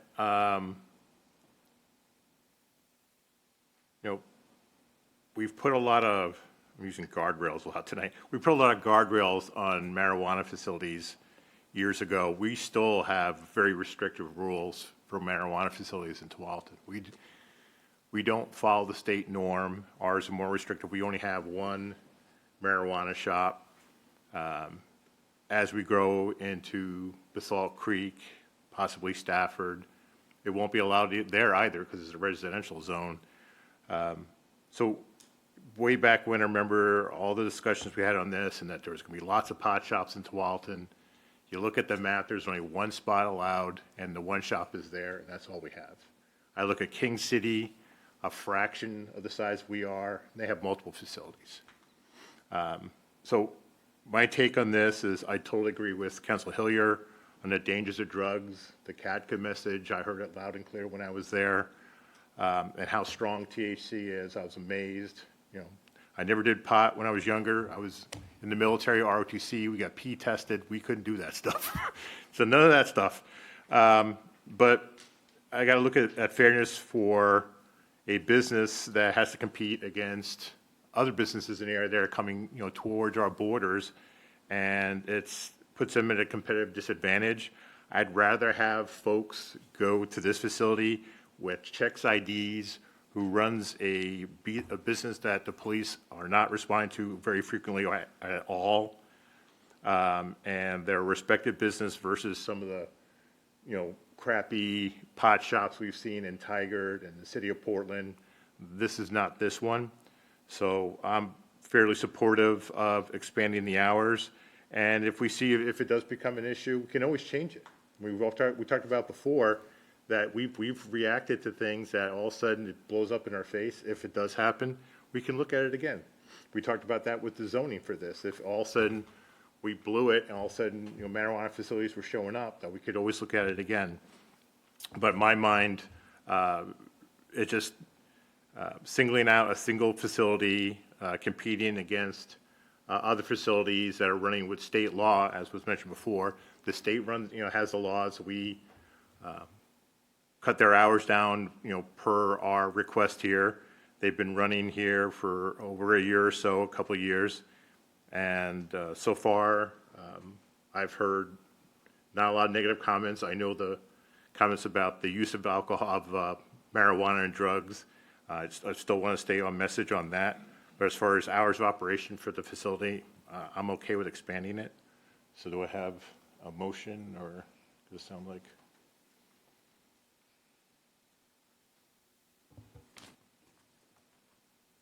So this is the first, second, and adopt Okay. for reading.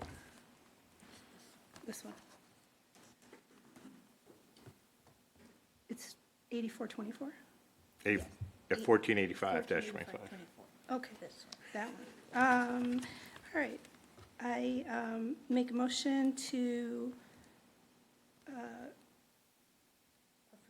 for first reading only, by title only, of ordinance number 1485-24. Second. I have a motion and a second for first reading by title only of ordinance number 1485-24. Any discussion on those motions? Counselor Gonzalez? Yes. Counselor Brooks? Aye. Counselor Sacco? Aye. Counselor Hillier? Aye. Counselor Reyes? Yes. Council President Pratt? Aye. And I vote aye also. Ordinance number 1485-24, an ordinance related to land use, amending Tualatin Development Code, Chapter 80, PTA 24-0001. Okay, I'll make a motion for a second reading by title only of ordinance number 1485-24. Second. I have a motion and a second for second reading by title only of ordinance number 1485-24. Any discussions on those motions? I'll start on this side. Counselor Sacco? Aye. Counselor Reyes? Yes. Counselor Hillier? Emphatic no. That's for second reading. Usually you object to the ordinance. And then it. I just carries. want to piss everybody off. All right, yes. All right. Counselor Reyes? Yes. Counselor Gonzalez? Yes. Counselor Brooks? Aye. Council President Hillier? Council President Pratt? She wouldn't like that. Aye. It was an emphatic no. I vote aye also. Ordinance number 1485-24, an ordinance related to land use, amending Tualatin Development Code, Chapter 80, PTA 24-0001. I'll make a motion for adoption of ordinance number 1485-24. Second. I have a motion and a second to adopt ordinance number 1485-24. Any discussion on those motions? Counselor Gonzalez? Aye. Counselor Brooks? Aye. Counselor Sacco? Can I abstain from voting? I abstain. Counselor Hillier? Absolutely not, no. Counselor Reyes? Yes. Council President Pratt? Aye. I vote aye also. Since this is not unanimous, this will have to come back for third reading on May 13th, because by city charter, this kind of vote has to be unanimous in order to be approved tonight. So since it was not unanimous, it has failed, and will have to come back to be heard again on May 13th. All right. All right, that brings us to general business. Item number 1, consideration of ordinance number 1483-24, adopting the 2023 Oregon Residential Specialty Code and 2023 Oregon Plumbing Specialty Code.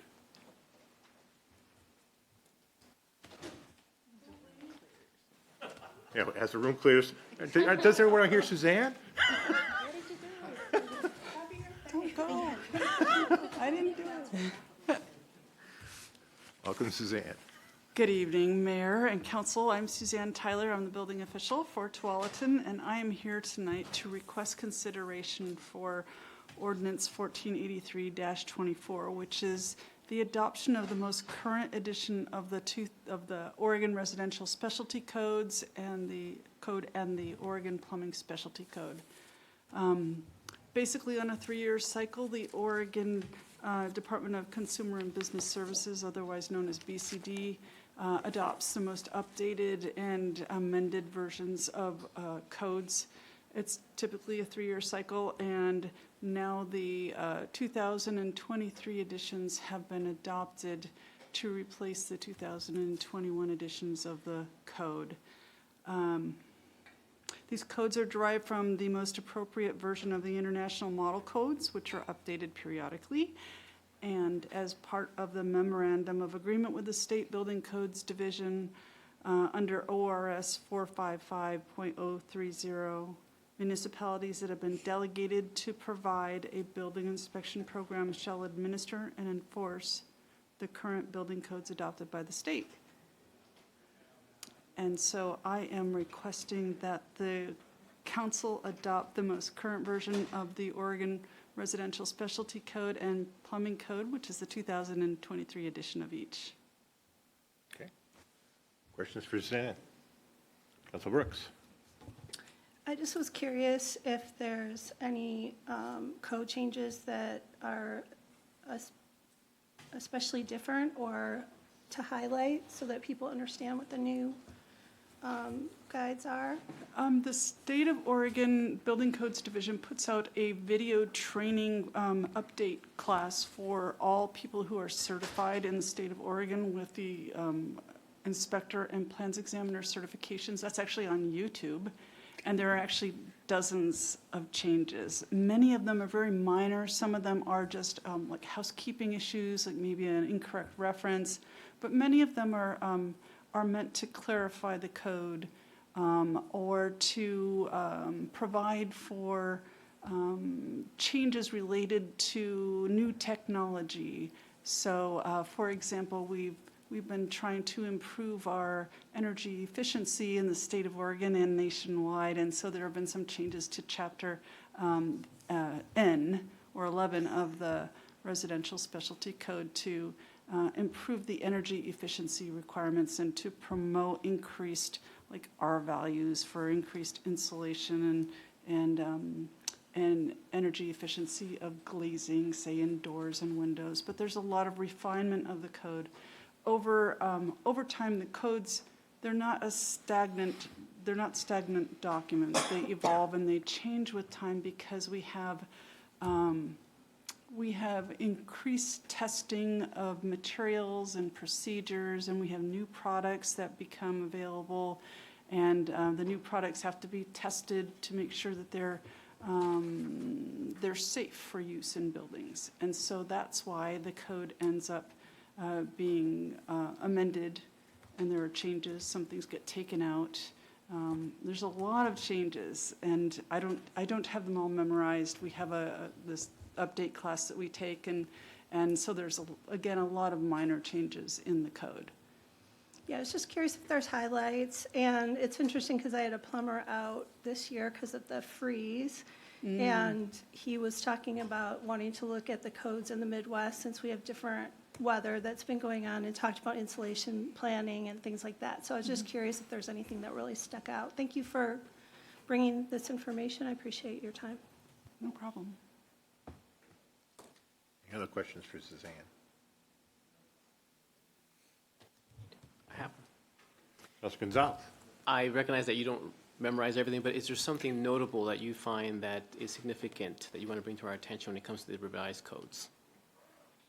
I'm sorry, can you repeat that? I only heard half of it. Is there something notable in the revised code that you feel it's worth highlighting?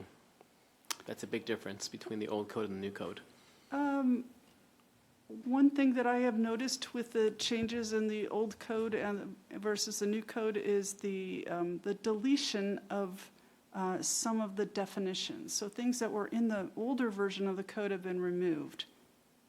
I'm not doing plan review and inspection quite as much. I'm more taking a 30,000-foot view of the code and the administration portion of it. But my staff tells me that having taken the video training that we've received currently, that they've noticed that a number of definitions have been removed from the residential code that were there previously in the previous edition.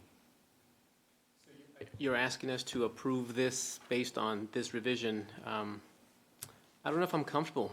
I would rely on you to, or our teams here, to provide us with some guidance, to show us notable codes that were changed, some differences, and a good example would be an appropriate one that you feel would impact our residents more significantly. If somebody's filing for permits for extensions of a bathroom or adding an additional bathroom, that would be something notable potentially that you can say, hey, I'm seeing this change and this is the benefits of why, but I'm not seeing any of that right now. So I would like to have more information. Maybe, I don't know, I know it's a dense subject. Yeah, I'm happy to get you a list of the most significant changes if you'd like. That would be great. Sure. As it is, because I'm always very concerned about the infringement of our federal government into our private lives and our homes. And we're seeing a movement afoot around that when it comes to the use of gas, now plumbing, electricity. I mean, I filed for a patio extension for my house, and they were all here in Tualatin. I filed for to remove a wall from my house.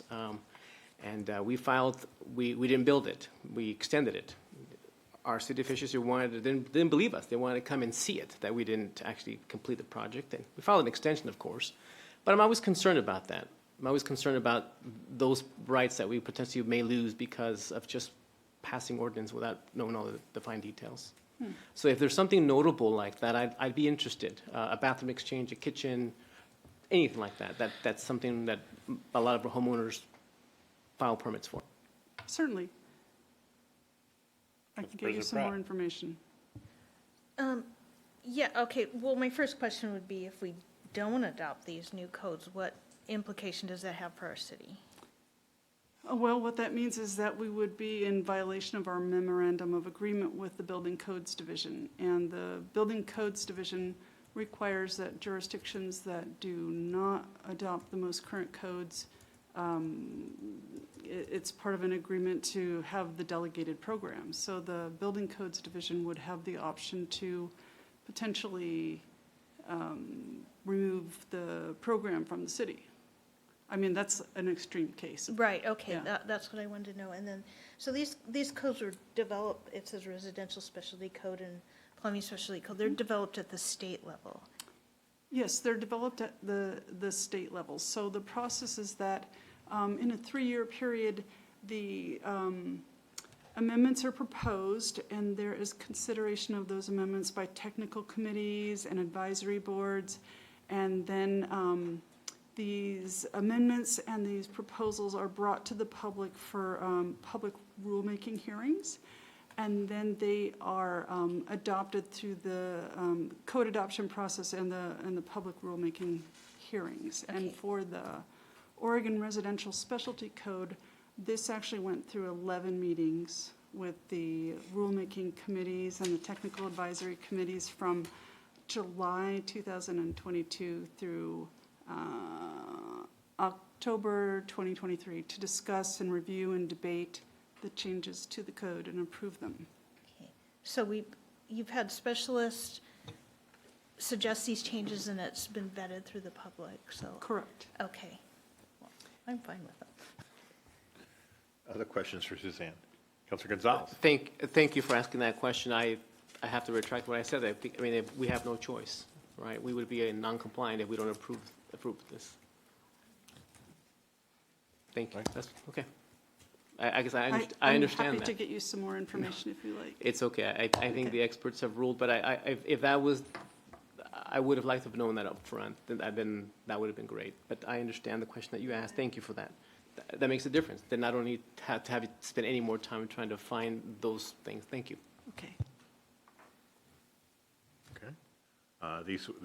Since this is an ordinance, we have to do the first, second reading, adopt, roll call thing. Yeah, say no. I'm going to make a motion for reading by title only of, first reading by title only of ordinance number 1483-24. Second. I have a motion and a second for adoption of ordinance 1483-24 by title, blah, blah, blah. First reading by title only of ordinance 1483-24. Any discussion on those motions? All right, Councilor Gonzalez? Yes.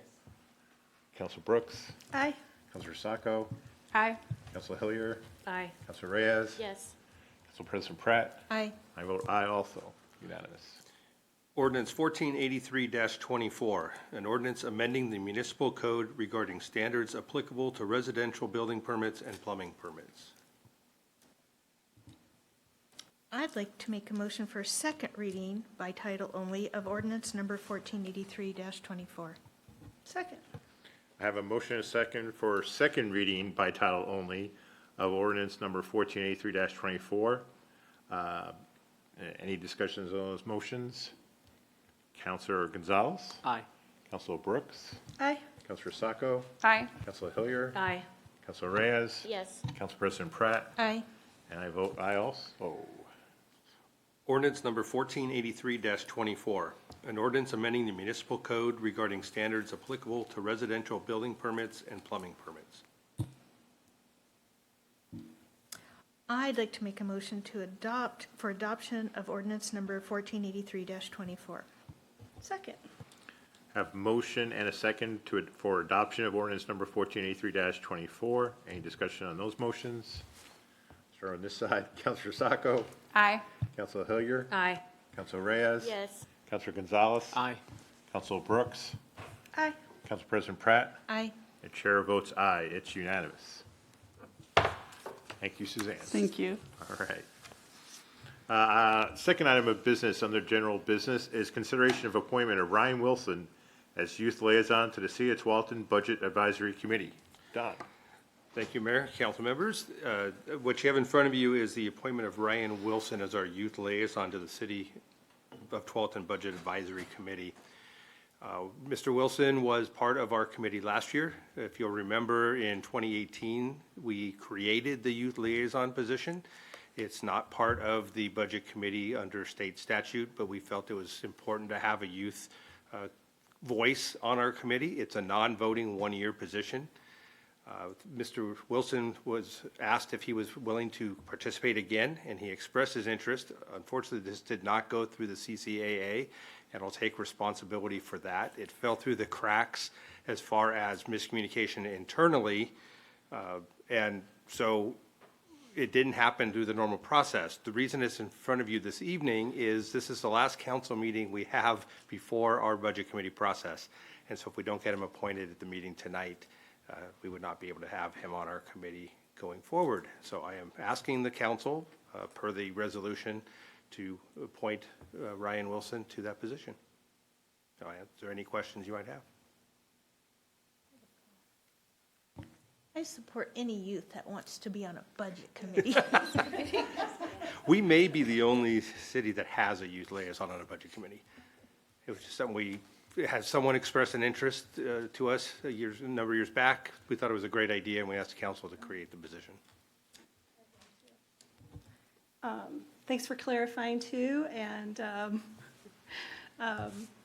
tonight I moved because there's a lot of vulnerability and honesty in our testimony, and I appreciate you taking responsibility and giving us a chance to make it right.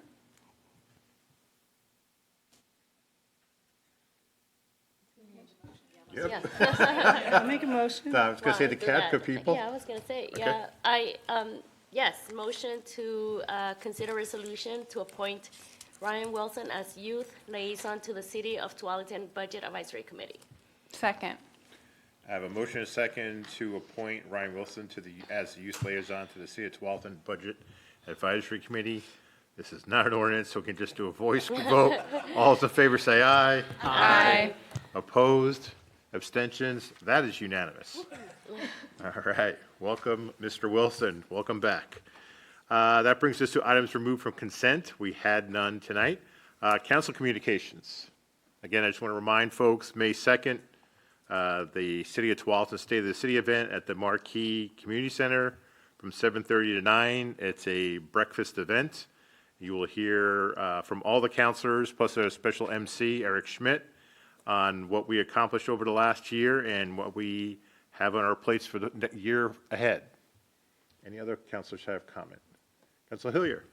Yes, thank you. I'd like to remind the community that the Winona Grange this Saturday, April 27th, is hosting the Bees and Seeds and Bees. I had something else in my head, sorry. You wouldn't want to hear it. It's incredible, master gardeners and such. It's from 1 to 4 at the Winona Grange. And then also the Grange is hosting on May the 4th at 12:30 a babysitter's first aid class, so for anybody who's interested in that. And I would also like to say that April 27th is the Tualatin High School and the Tigard High School prom. This is a very high-risk time of year for our students, so if you're out there, please have conversations about a safe word with your student to make sure that if they are in a dangerous situation or if they do not feel comfortable, they have a word to text to you or to call to you or a trusted adult around, or to find an officer who they can trust or someone to make sure they are getting home safely and an unintended outcome of substance use, of others' substance use, of just there could be a variety of things that happen that you just aren't comfortable. And so I just really encourage adults to have meaningful conversations. If you're interested in how to do that better, go on to a site called Talk, They Hear You. It's a nationally recognized program through SAMHSA, and they can be supportive. Councilor Brooks. I just want to say happy Earth Day again, and I won't be here for the State of the City. I'll be saying aloha from Hawaii, but I'll be there in spirit, and and also today is Passover. And then I wanted to also mention, because we won't be meeting until then, there's also Orthodox Easter is the same day as Cinco de Mayo this year. So everybody who's celebrating, enjoy. You're usually the one that does the motion to adjourn, Cindy. Oh, yeah. Go ahead, Counselor Sacco. I move to adjourn. I second. All right. All those in favor say aye. Aye. Against? All right, good evening. Thank you for attending tonight. Have a very safe evening. Thanks, Don.